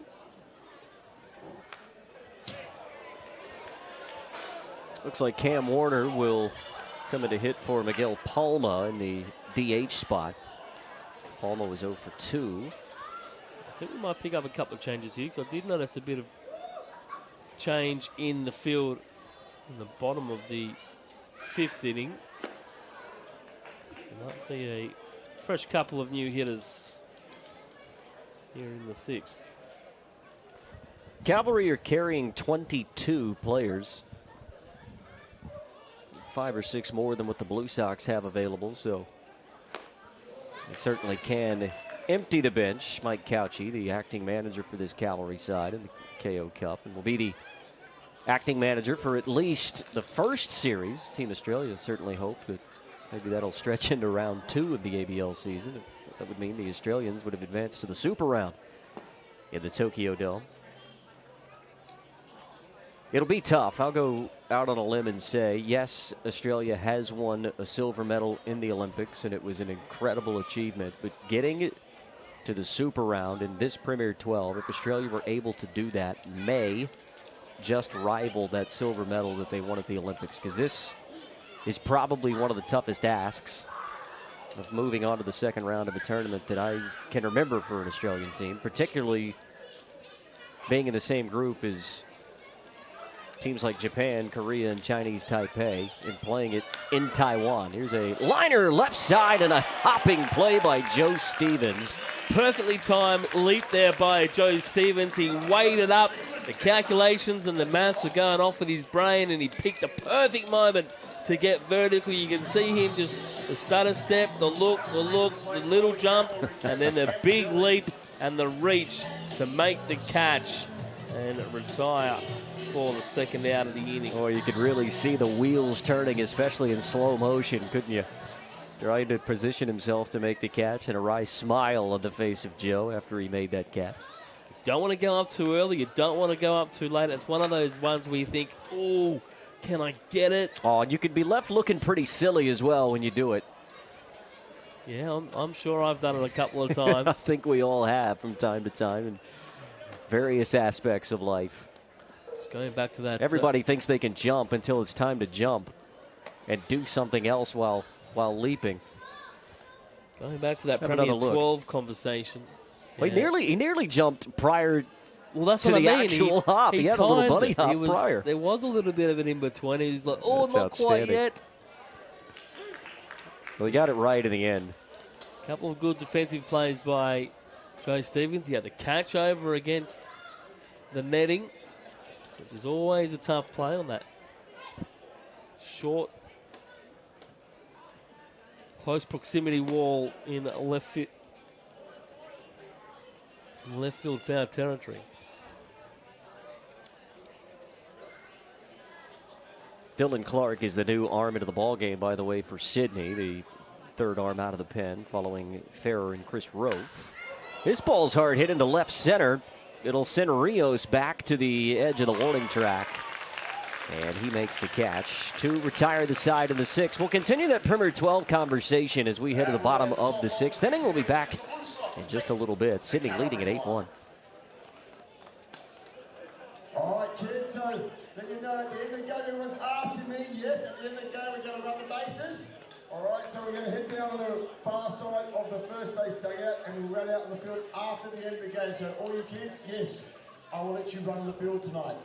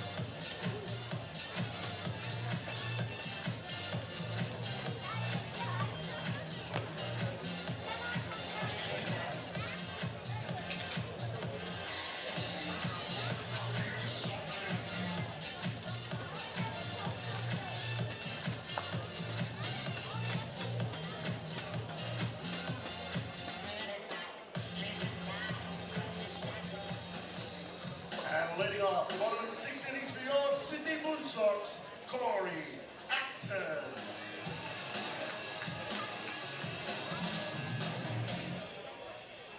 To the last of the sixth inning, we go in Blacktown. Blue Sox out to a comfortable 8-1 lead after winning the day's earlier game 3-1. It was an hour and 45-minute, 7-inning ball game. So quick they brought this game forward half an hour. Yeah, approaching the 2-hour mark as we play in the last of the sixth inning. Top of the order due up for Sydney. Acton, Ray, and Stevens. Clayton Campbell will hit if anyone reaches. As Tyson McKee comes back out for his second inning of work. Retired the side in order an inning ago. And a ground ball backhanded there by Austin, and a good play. He's been shaky with the glove at times today, but he's really bounced back well as young Harry Austin, the Cavalry second baseman, makes a good backhanded play to retired Corey Acton to begin the sixth. Yeah, first time up in the big game, the big time. A little nervous early, but made his last couple of plays work out. Was involved in a double play and then a couple of ground balls since then. He's got himself on base. I think he scored the only run for the Cavalry to date. Here's Jalen Ray now. He was robbed by George Khalil after going up the middle in his last at-bat. Sorry, the at-bat previous to that, his last at-bat, he was hit in the elbow guard. Two hit by pitches in that fourth inning. It led to 4 Blue Sox runs. Both he and Joe Stevens and Clayton Campbell as well, just off the back of that Chinese trip. Been back here in Australia for 4 weeks or so, following that U23 Baseball World Cup. You mentioned it, bringing in a lot of young New South Wales talent. A couple of guys in Jalen Ray and Joe Stevens that have been away playing college baseball, and the ability for them to come back and play in Sydney. Certainly be a boon to this team here in 2024. And Stevens hits one right side, but charging in is Young, and he's there to make the catch. That was Ray, not Stevens. It was Ray, you're right. I'm even getting them mixed up. Jalen Ray is retired, and Joe Stevens will now stride to the plate with 2 away and nobody on base. Talking a bit about the WBSC Premier 12 last inning. Again, it'll be a uphill climb for Australia, you'd have to think. They will begin in Nagoya. Group B play will largely take place in Taiwan, Taipei City, and Tianmu, but Japan and Australia will play the opener of Group B in Nagoya, Japan, before flying over to Taiwan. Nothing like playing a tournament opener against the heavyweight of baseball. There's a bouncing ball right side, gobbled up by Teeter, and the underhand of the pitcher. That's a great play all the way around by Canberra. McKee fielding his position. Stevens runs well. He's got a smile on his face. Let's have another look at it. This might be a decent angle of it. McKee fielding his position well and just wins the race to the bag. To retire Joe Stevens, let's head to the 7th inning. All Blue Sox here in Game 2. They're leading at 8-1.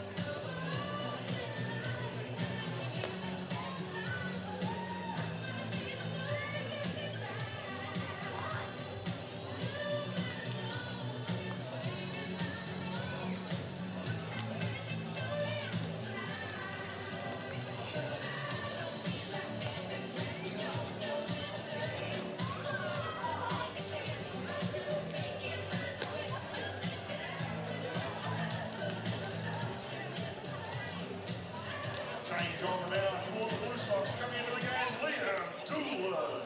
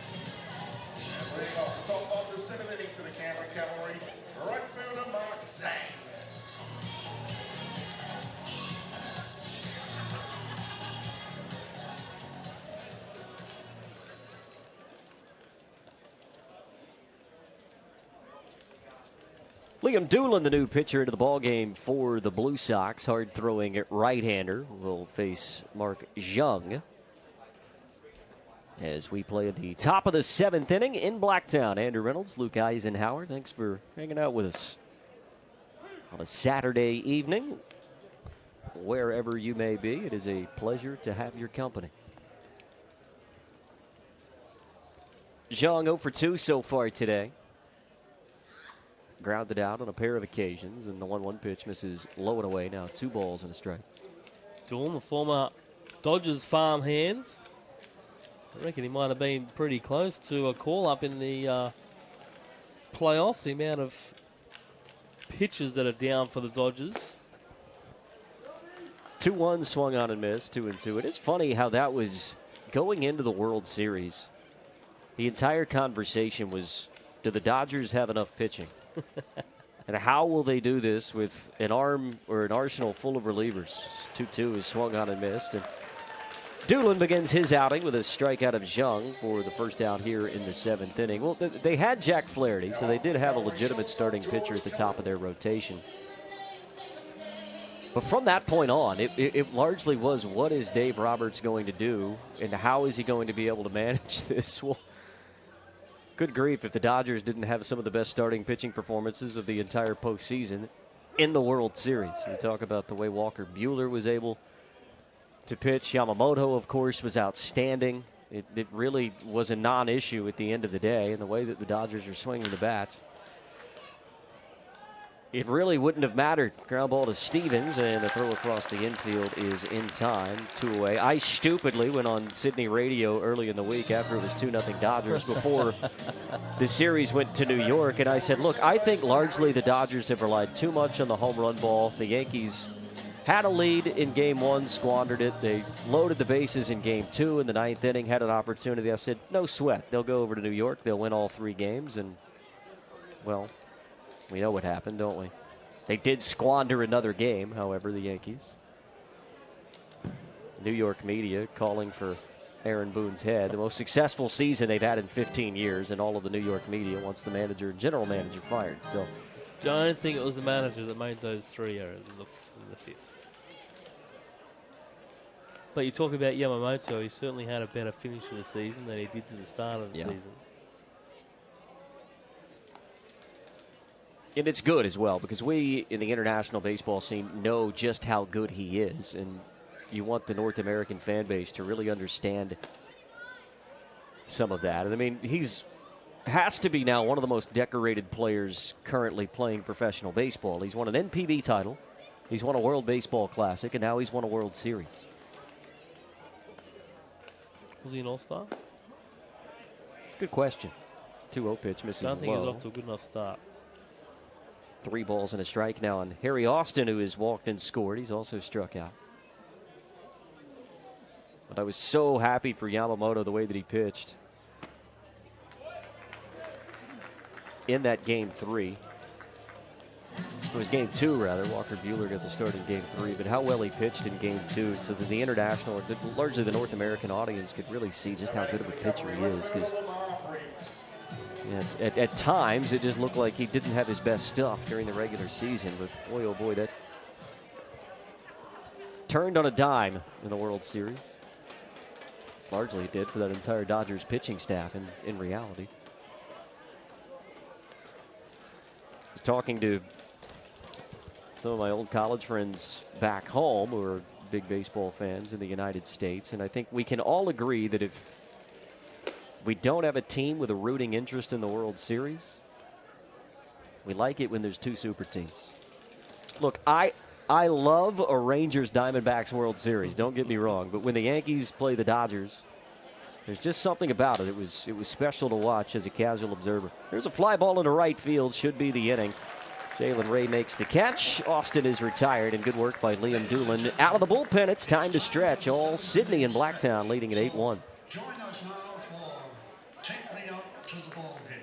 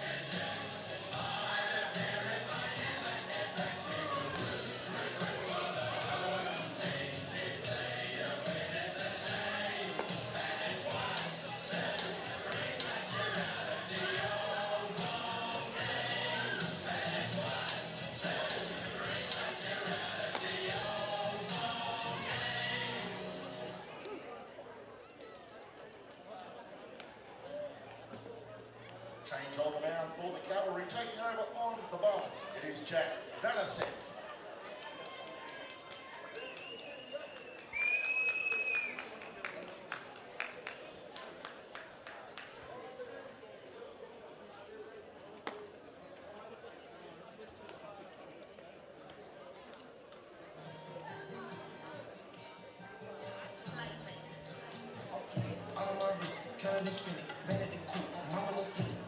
Leading off bottom of the seventh innings for your Sydney Blue Sox. Catcher Clayton. Getting a look at Jack Vanasek, the new arm into the ball game for the Cavalry as we play in the last of the seventh inning. Made reference during the break about how tall he was. He's a three-sport athlete: baseball, basketball, and AFL. He's actually a Sydney local, Jack Vanasek, from the North Sydney Baseball Club. Not a lot of information available on him, but looking at the information that we can find, he was part of the CIS Secondary Open Boys baseball team in 2023 as a Knox Grammar school kid. And not a bad basketballer either, playing in the Basketball Australia School Championships in 2022. Swing and a miss here from Clayton Campbell. It's a cool opportunity for a young fella and a local here in Sydney to get the opportunity to pitch in a professional exhibition game, albeit against his hometown club. But what a thrill this must be for him. 2-2 to Campbell. Oh, and he hit him. Got him in the helmet.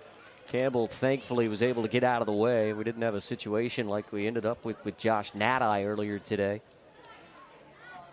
It was a pitch that just got away from Vanasek. He had him in a 2-strike count. Till he wanted it up, and it was up. He didn't want it that high. Luckily, Clayton Campbell looks like he's okay. And the Blue Sox have a base runner to begin the seventh. I don't think Clayton was too impressed. He shakes it off, and he'll stand atop first base. And here is Alberto Rios. Boy, has he had a ball game. A couple of RBIs back in the first inning. Drove in a run in the third. He's driven in 3 of Sydney's 8 runs. He narrowly missed being hit by the first offering from Vanasek. He's actually living with the Nadai family while he's here in Sydney. Is Alberto Rios. Of course, a Stanford connection with Jimmy Nadai, the older brother of Josh, currently enrolled and playing baseball at Stanford University. I know the Nadai family a little bit myself, and not surprised at all that they have elected to take in Alberto Rios. It's a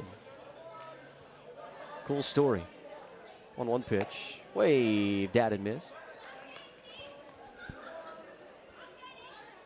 Big test here for Vanasek. See how he rebounds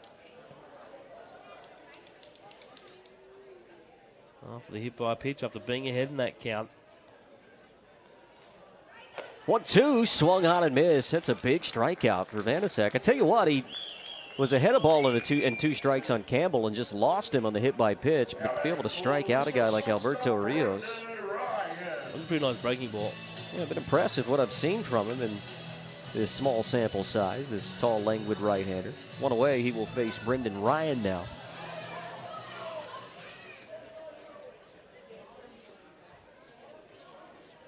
Here's a liner towards second base, but it's off the glove of Harry Austin.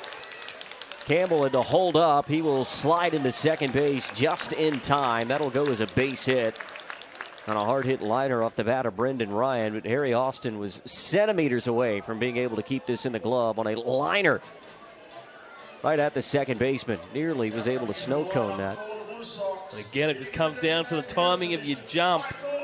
I reckon he might have been trying to take a note out of Joe Stevens' book, trying to get that timing right. I think he might have gone a little bit early. But still a good attempt by Harry Austin, who we have made notes of his performance so far. The young second baseman for the Cavalry. We've got a pinch hitter in Michael Campbell. The ageless wonder, 38 years of age, Michael Campbell. I believe he won an ABL Rookie of the Year award at 31. Here he is, still playing at the ripe old age of 38. Sydney with a couple of 38-year-olds on the roster this weekend. Todd Gratton, the other one. Nothing wrong with being 38. Hey, he's still doing it at a high level, the pair of them. We saw Todd Gratton pitch in the first game and threw a 1-2-3 inning. Tell you what, you wouldn't think Michael Campbell's 38 when you stand next to him, though. Doesn't look a day past 25. Stay youthful. Sure, his body might say otherwise, but he really was quite a late bloomer, wasn't he? It's odd that rare that you ever see a Australian State League player make their ABL debut at 31, stick on with the team, and if he does play this year in the regular season, he'll have 8 seasons of ABL service time under his belt. It's incredible to think about that he didn't break into the league till nearly his 31st birthday. And that's what we just talk about, opportunities. We've spoken about it with Tim Nelson down in that 9-hole for Sydney. It was 2 for, what do we say, 2 for 2, 2 for 3 today. Michael Campbell gets the opportunity and takes it with 2 hands. 3-1. May have got a piece of him. We'll do it again at 3 balls and 2 strikes. Played 23 games or more in most seasons, just the 13 games in that shortened 2020-21 season.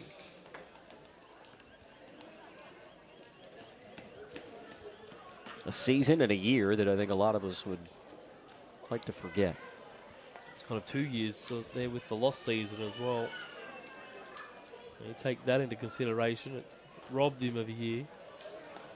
It's true. Still played over 200 career Australian Baseball League games. That's what I'm saying. It's wild to think that when he turned 30, he did not have a single game of ABL service time.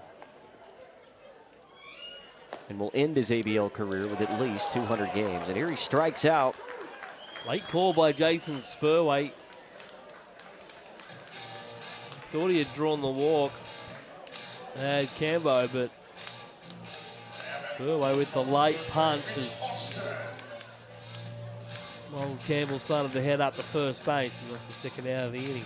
So 2 strikeouts now for young Vanasek.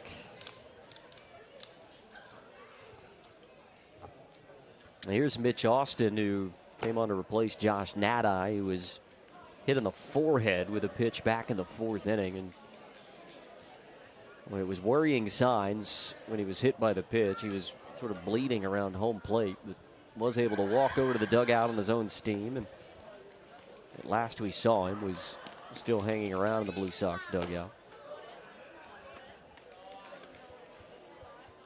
So Austin's 0 for 1. He popped out to shortstop at his only previous at bat. He did come around to score after entering for Nadai following that hit by pitch. It was part of the 4-run 4th inning where the Blue Sox really blew this one open. 2-0 pitch, missing off the plate outside. 3-0 now with Tim Nelson awaiting on deck.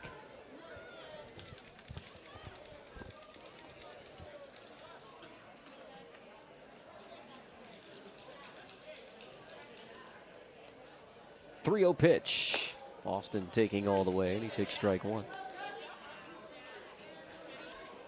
Again, these 2 teams will head down the highway next weekend and play 2 more games at Narrabundah on Saturday afternoon and evening as their final tune-up prior to the start of the regular season. It'll be 2 weeks from now. In fact, right here in Blacktown 2 weeks from tonight, a doubleheader featuring the 2-time defending ABL champs. The Adelaide Giants will be in town. Ball 4 issued to Austin that'll load the bases with 2 away. Looking forward to the potential Wells versus Wells matchup in week 1 of the tournament. Look, we're getting some whispers that we might see it on Saturday night here in Blacktown. Look, it would be odd potentially to see each of those 2 pitchers saved until game 3 of a series, but I think Tank and Brooke Knight would probably have a conversation aside and say, look, we're going to throw Alex on Saturday night. Why don't you do the same with Lachlan? And I think those two would have a gentleman's agreement to say, why not? Especially early in the season. Baseball, the ABL marketing bonanza. The only problem with that is Team Australia are likely to be playing at the same exact time. But if you're a baseball fan in Australia, there's plenty of options. You'll be spoiled for choice. Everyone has a phone these days. Opening weekend, yeah. You'll need a few screens on opening weekend of the ABL, that's for sure. No, you don't need a second screen, mate. Everyone just come here. You can watch the Worlds vs. Worlds matchup live. And you can watch Australia on your phone.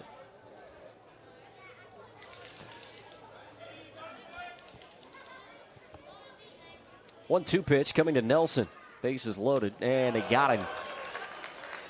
Impressive stuff from Jack Vanasek. He loaded the bases, yes, but he also struck out the side and pitched his way out of the self-induced jam. It send us to the 8th inning. The Cavalry running out of outs, trailing 8-1 through 7. We got ready, one of your days. We're going to play a song for her. Let's go.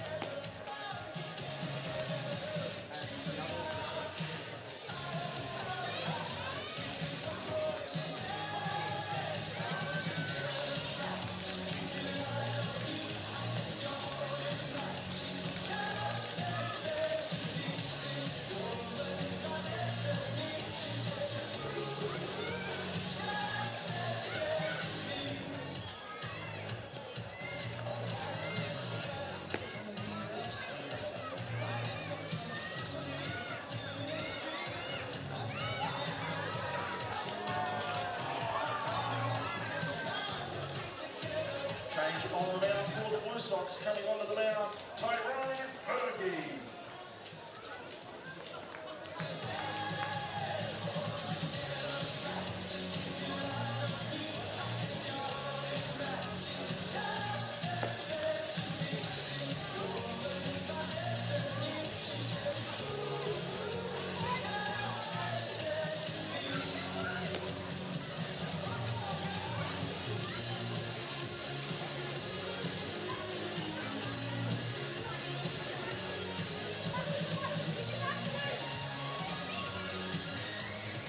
Leading off from the 8th inning for the Cavalry, playing in left field, Justin Gideon.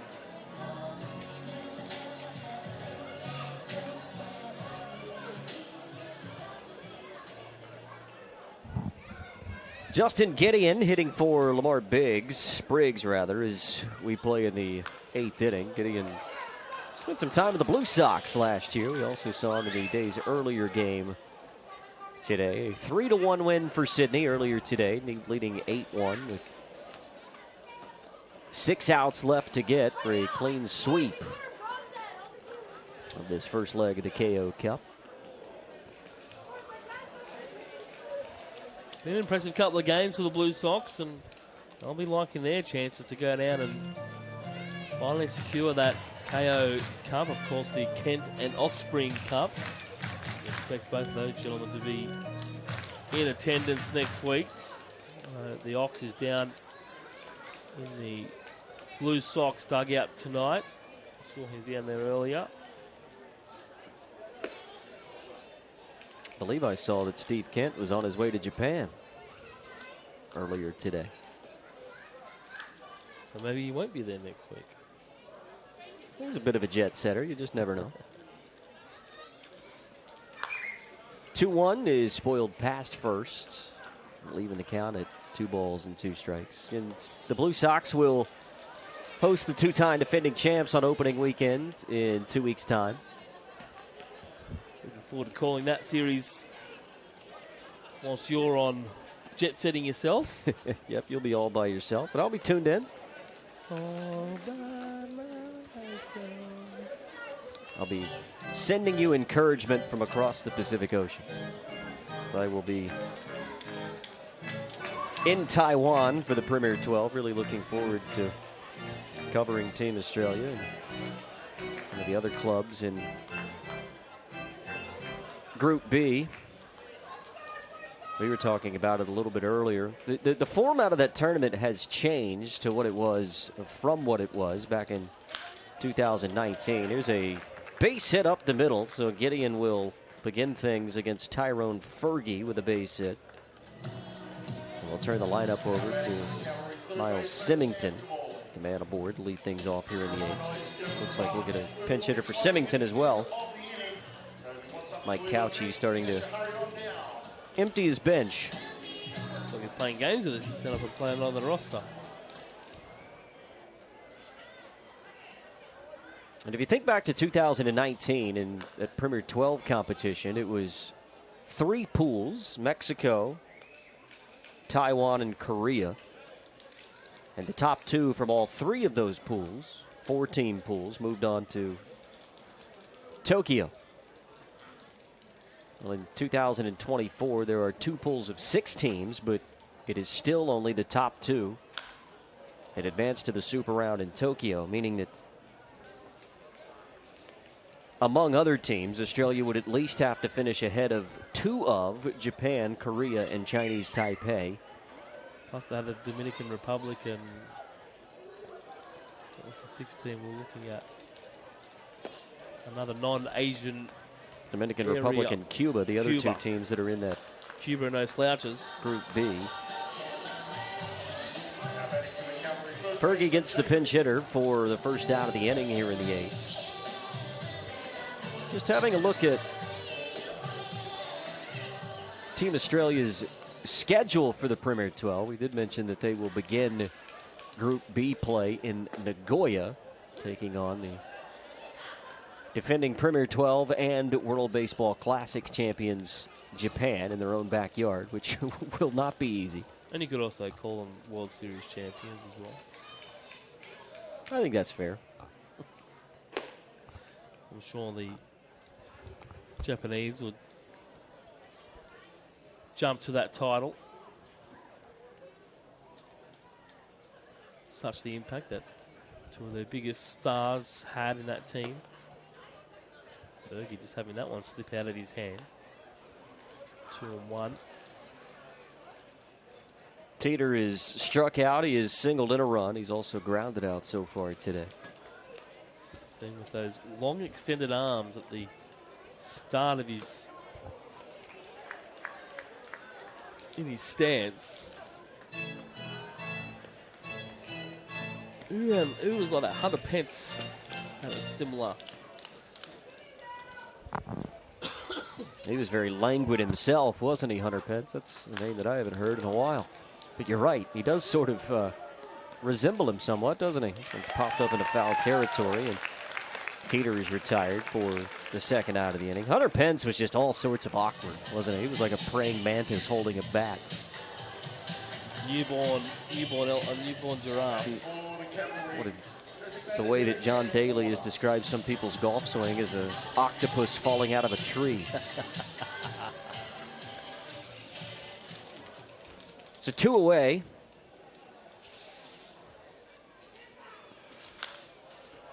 Cam Warner popping one into foul territory, giving chase over there. Mitch Austin runs out of room.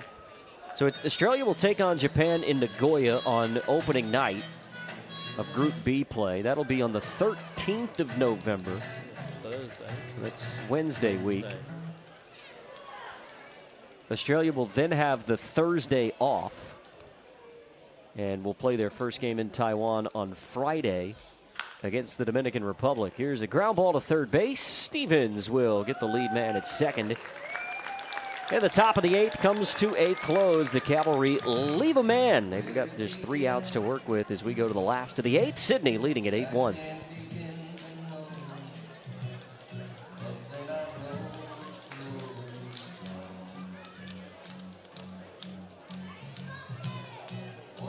Just a quick reminder, ladies and gentlemen, the bar and food will be closing at the end of the inning. So if you do want something, time to head down and grab it now before it's closed.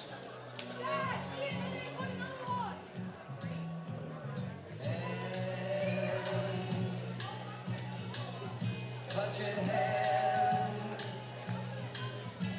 reaching out, touching me, touching you. Sweet Caroline, good times never seem so good. I've been inclined to believe there never was, but now I look at the night, and it don't seem so lonely. We fill it up with only two. And when I heard the words off my shoulder, how can I hurt when holding you?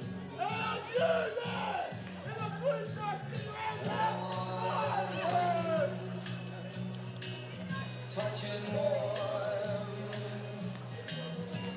reaching out, touching me, touching you. Sweet Caroline. And leading off the bottom of the eighth inning, your Sydney Blue Sox, second baseman Corey. Last of the eighth inning, Corey Acton leading things off against Jack Vanasek, who pitched his way out of trouble. Struck out the side in the seventh inning, but he also loaded the bases. Faced the top of the Sydney order. Acton, Jalen Ray, and Joe Stevens, the three men due up. Sydney leading it 8-1. Yeah, just 3 outs away from securing a leg one sweep.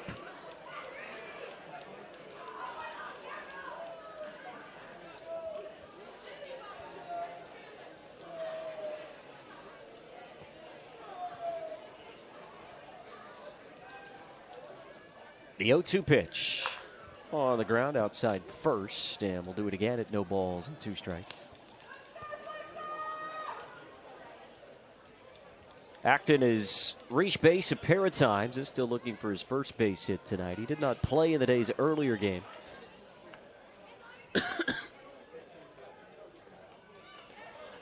And another 0-2 pitch. Tried to check his swing, didn't matter. Called third strike. And Acton is retired to begin things here in the 8th inning.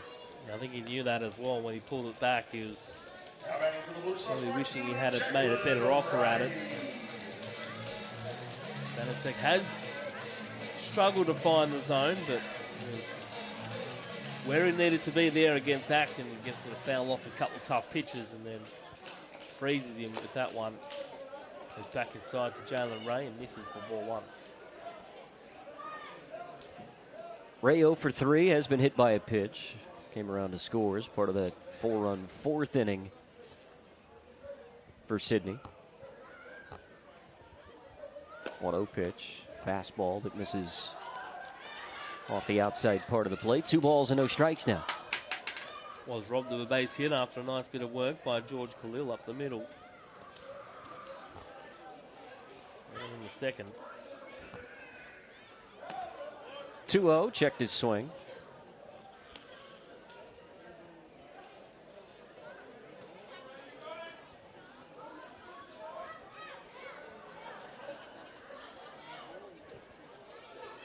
And a 3-0 pitch now coming from the righty.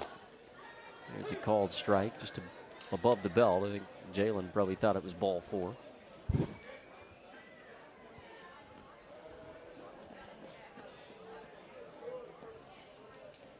And the 3-1 coming now from Vanasek. Off speed pitch, catches the outside part of the plate. A good job, the young fellow, fighting his way back into the count. He just looked to locate that pitch where he wanted it and found the outside corner. I think Ray was taking all the way 3-2. Back to the off-speed stuff to get the righty chasing.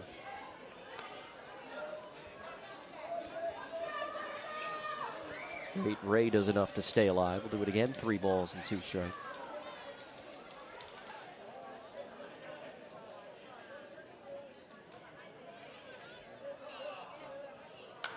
(3-2), spoiled away foul again. And Ray doing a really nice job of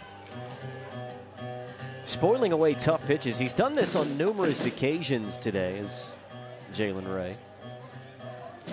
Joe Stevens has done the same for this Sydney offense. Really good to see these 2 young hitters putting in good at-bats. Certainly a good one there for Ray. Tough pitches spoiled away. He was ahead in the count 3-2. Vanasek fought his way back to a full count. A couple of tough pitches fouled away. Then he draws a 1-out walk. Really, really good patience shown by Jalen Ray to put himself aboard with 1 away.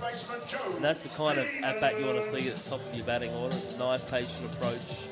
Not chasing bad pitches, fouling off the tap. The tough pitches, he may not have a hit tonight, but he's been on base a couple of times now.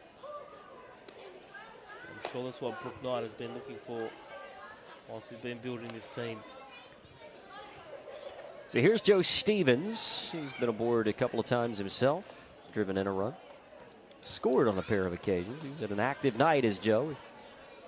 Had a double jump catch over at third base. Nearly fell into the beer garden. It's been an active afternoon and evening for Joe Stevens.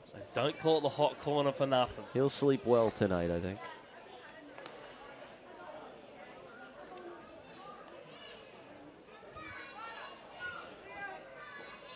Vanasek just fighting his command a little bit here in the 8th inning. He did that in the 7th as well. Did hit a man and walked a batter en route to loading the bases. 2-0 pitch taken high above the belt. Now 3 balls and no strikes. I'll give you the rest of that Australian schedule. So it'll be Wednesday week. And Australia will begin their Premier 12 campaign against Japan in Nagoya. They will have Thursday night off as they travel from Nagoya to Taipei, as that one's behind Stevens, and it's a 4-pitch walk. So back-to-back walks now issued by Vanasek. Runners at first and second. And on ABL opening night, which is the 15th of November, Australia will take on the Dominican Republic. It'll be 6 o'clock local time in Taiwan. Or rather, that's 6 o'clock East Coast time here. So an hour or so before the ABL regular season gets underway, you can tune into Australia taking on the Dominican Republic on Friday week. Might put it on the big screen prior to the game starting.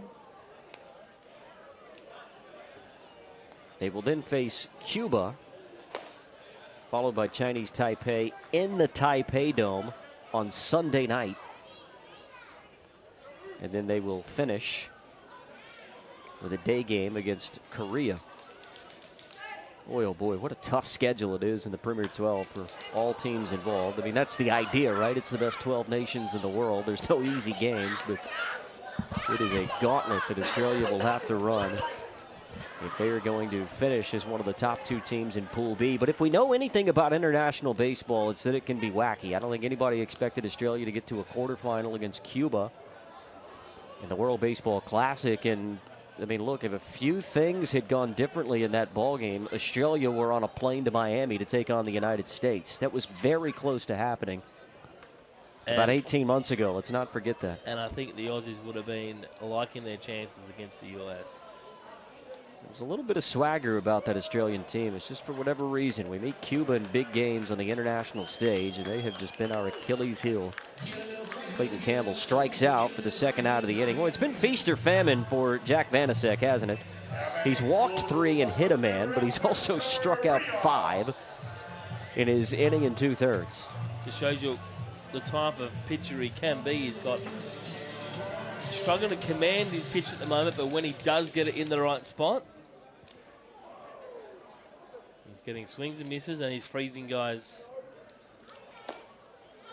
Finds the outside corner there. He's definitely a project worth pursuing, you would have to say. I mean, let's remember, Canberra's manager is the pitching coach for Team Australia, so it's a manager coming to the nation's capital who knows a thing or two about bringing along young pitchers. Here's the second hit batsman in the last couple of innings, and it's 2 walks and a hit by pitch now that's loaded the bases with 2 outs. Clearly, he just wants to load it, the bases loaded to finish off the inning like he did in his previous. Just trying to pad those high leverage stats. This will prompt a meeting at the mound. Mike Couchy will just come out to have a conversation with the young fella. Doesn't look as though he's going to take the baseball from him, but I think just trying to calm him. He's saying what we're saying, right? No, he is going to take the ball from him. First time that we've seen a pitching change mid-inning today, as it was certainly a mixed outing for young Jack Vanasek. He leaves. Canberra Cavalry replacing Jack Vanasek. Coming into the game, Dominic Scotty.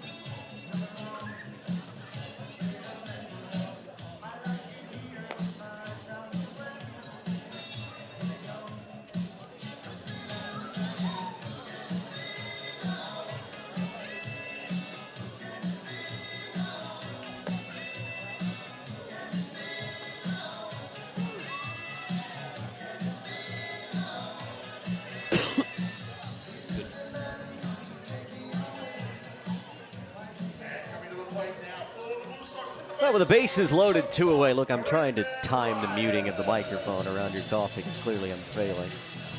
We've done it right for 9 innings. Andrew Reynolds and Luke Eisenhower hanging out with you on a Saturday night here in Blacktown. Brendan Ryan will come to the plate to face the right-hander Dominic Scotty, two-way player who has spent the last couple of seasons in the Pecos League in independent baseball for the Monterey Amberjacks.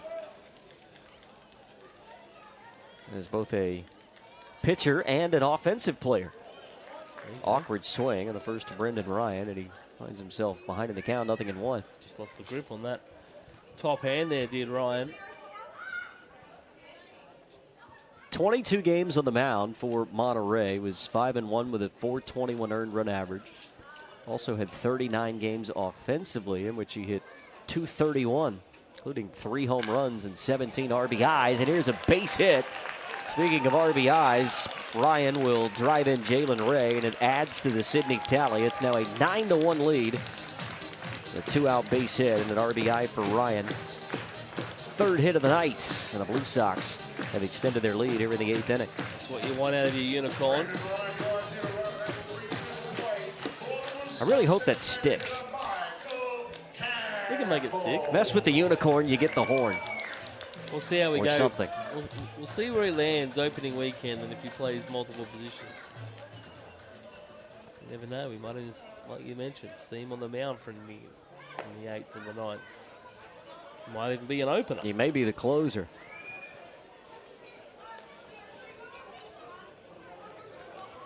There's Michael Campbell. Came on to replace Harry Fullerton a couple innings ago, and a sharp grounder to short. Khalil's throw gets away. It'll score 2. The Cavalry's infield defensive woes continue. They were out of the inning, but Khalil couldn't connect with Harry Austin. 2 more runs will score, and it's 11-1 Sydney. You were almost out of the inning as well. that throw from Khalil a little bit offline. Maybe caught Austin up, crossed Austin up a little bit. It just felt too casual, didn't it, from George Khalil? He was waiting until Austin was covering the bag, and instead of sort of leading him to second base, and the throw was casual. Just everything about it was a little bit half-hearted, it felt like. We'll see if they make the adjustment. Get another opportunity here, and Khalil's throw across in time. And the inning is over, but it's a 3-run frame for the Blue Sox, and they enjoy a 10-run lead. As we go to the 9th, Cavalry with some work to do in Blacktown. That will end the activities here at Blue Sox Stadium. 3 more. Your Sydney Blue Sox, they lead it 11-1 as we head to the 9th.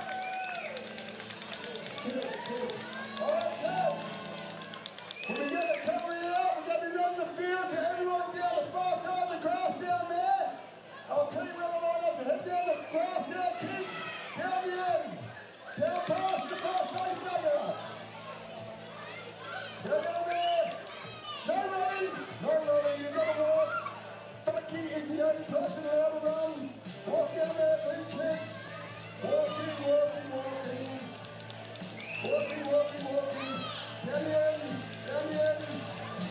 Walk down. Grandparents. Grandparents are always allowed to run the races. Grandparents. Grandparents as well. Adults as well. And ladies in high heels.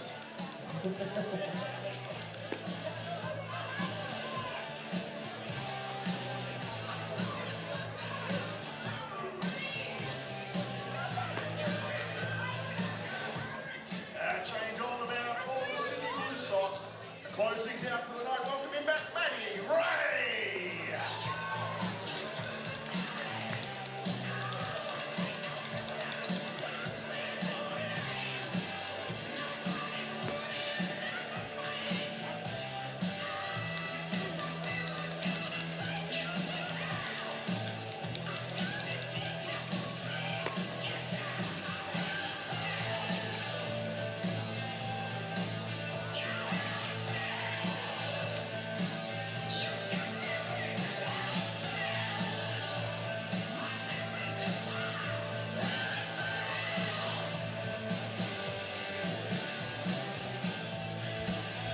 To the 9th inning we go at Blacktown International Sports Park. Matthew Ray called upon to collect the final 3 outs of what has been quite a successful afternoon and evening for the Blue Sox. Winning game 1 earlier today, 3-1, leading 11-1 as we play in the 9th. 36-year-old left-hander delivers, and Cam Tilley bounces one to shortstop on a hop from Ryan to Mitch Austin, and the Sydney first baseman just can't corral it. Been a while since you said Sydney have led 11-1 in a ball game, so good to see them really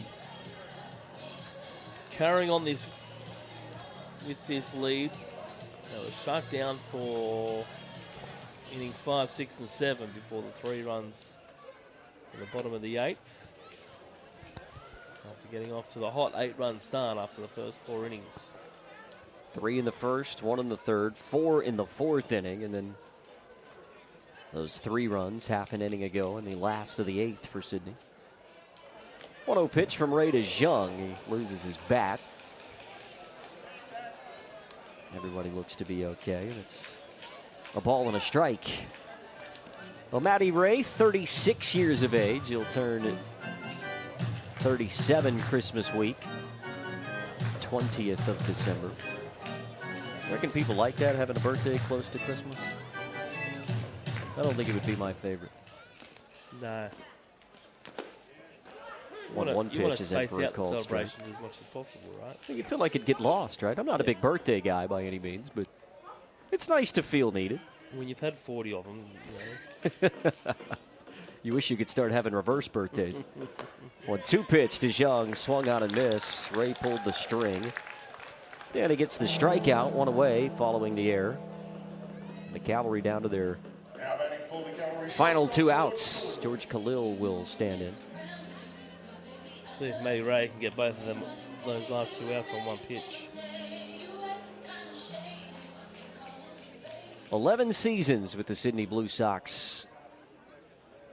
for Matty Ray, including the inaugural season back in 2010, 2011. He was 22 years of age back then. Just a sprightly 20-year-old. And if he does pitch in the regular season, his next appearance will be his 80th for the Blue Sox. Ground ball to second for one, and the turn in time. And it's just what the doctor ordered and what Luke Eisenhower suggested the Blue Sox needed. A ground ball double play to end a successful evening of baseball in Blacktown. Luke, you said it earlier in the inning. It's been a long time since we said the Blue Sox win it 11-1. We talked about it quite a bit throughout the broadcast tonight, but a lot of positive signs that this Sydney team can take into the second leg of the KO Cup next week. A lot of positive signs. They're one win away from getting their hands on that KO Cup trophy. And it's great to see not just the local talent coming to shine, but guys like Corey Acton coming into the club after such a strong year last year. New coaching staff, new philosophies, just everything new here at Blue Sox Stadium, and we are looking forward to the season ahead. 2 more games down in the nation's capital next week, and hopefully coming home with some silverware to put in that cabinet. Still a bit of baseball left in exhibition season. As Luke mentioned, these two teams will head down the highway to Canberra next weekend for 2 more warm-up games prior to the season opener. It'll be right here in Blacktown in 2 weeks' time as the Blue Sox host the Adelaide Giants. He's Luke Eisenhower. I'm Andrew Reynolds. Thanks so much for your company. On behalf of our entire crew here at Spacequake Sports, we say so long and good night. Until next time, the Blue Sox victorious in Game 2, 10-1. So long, good night, everybody.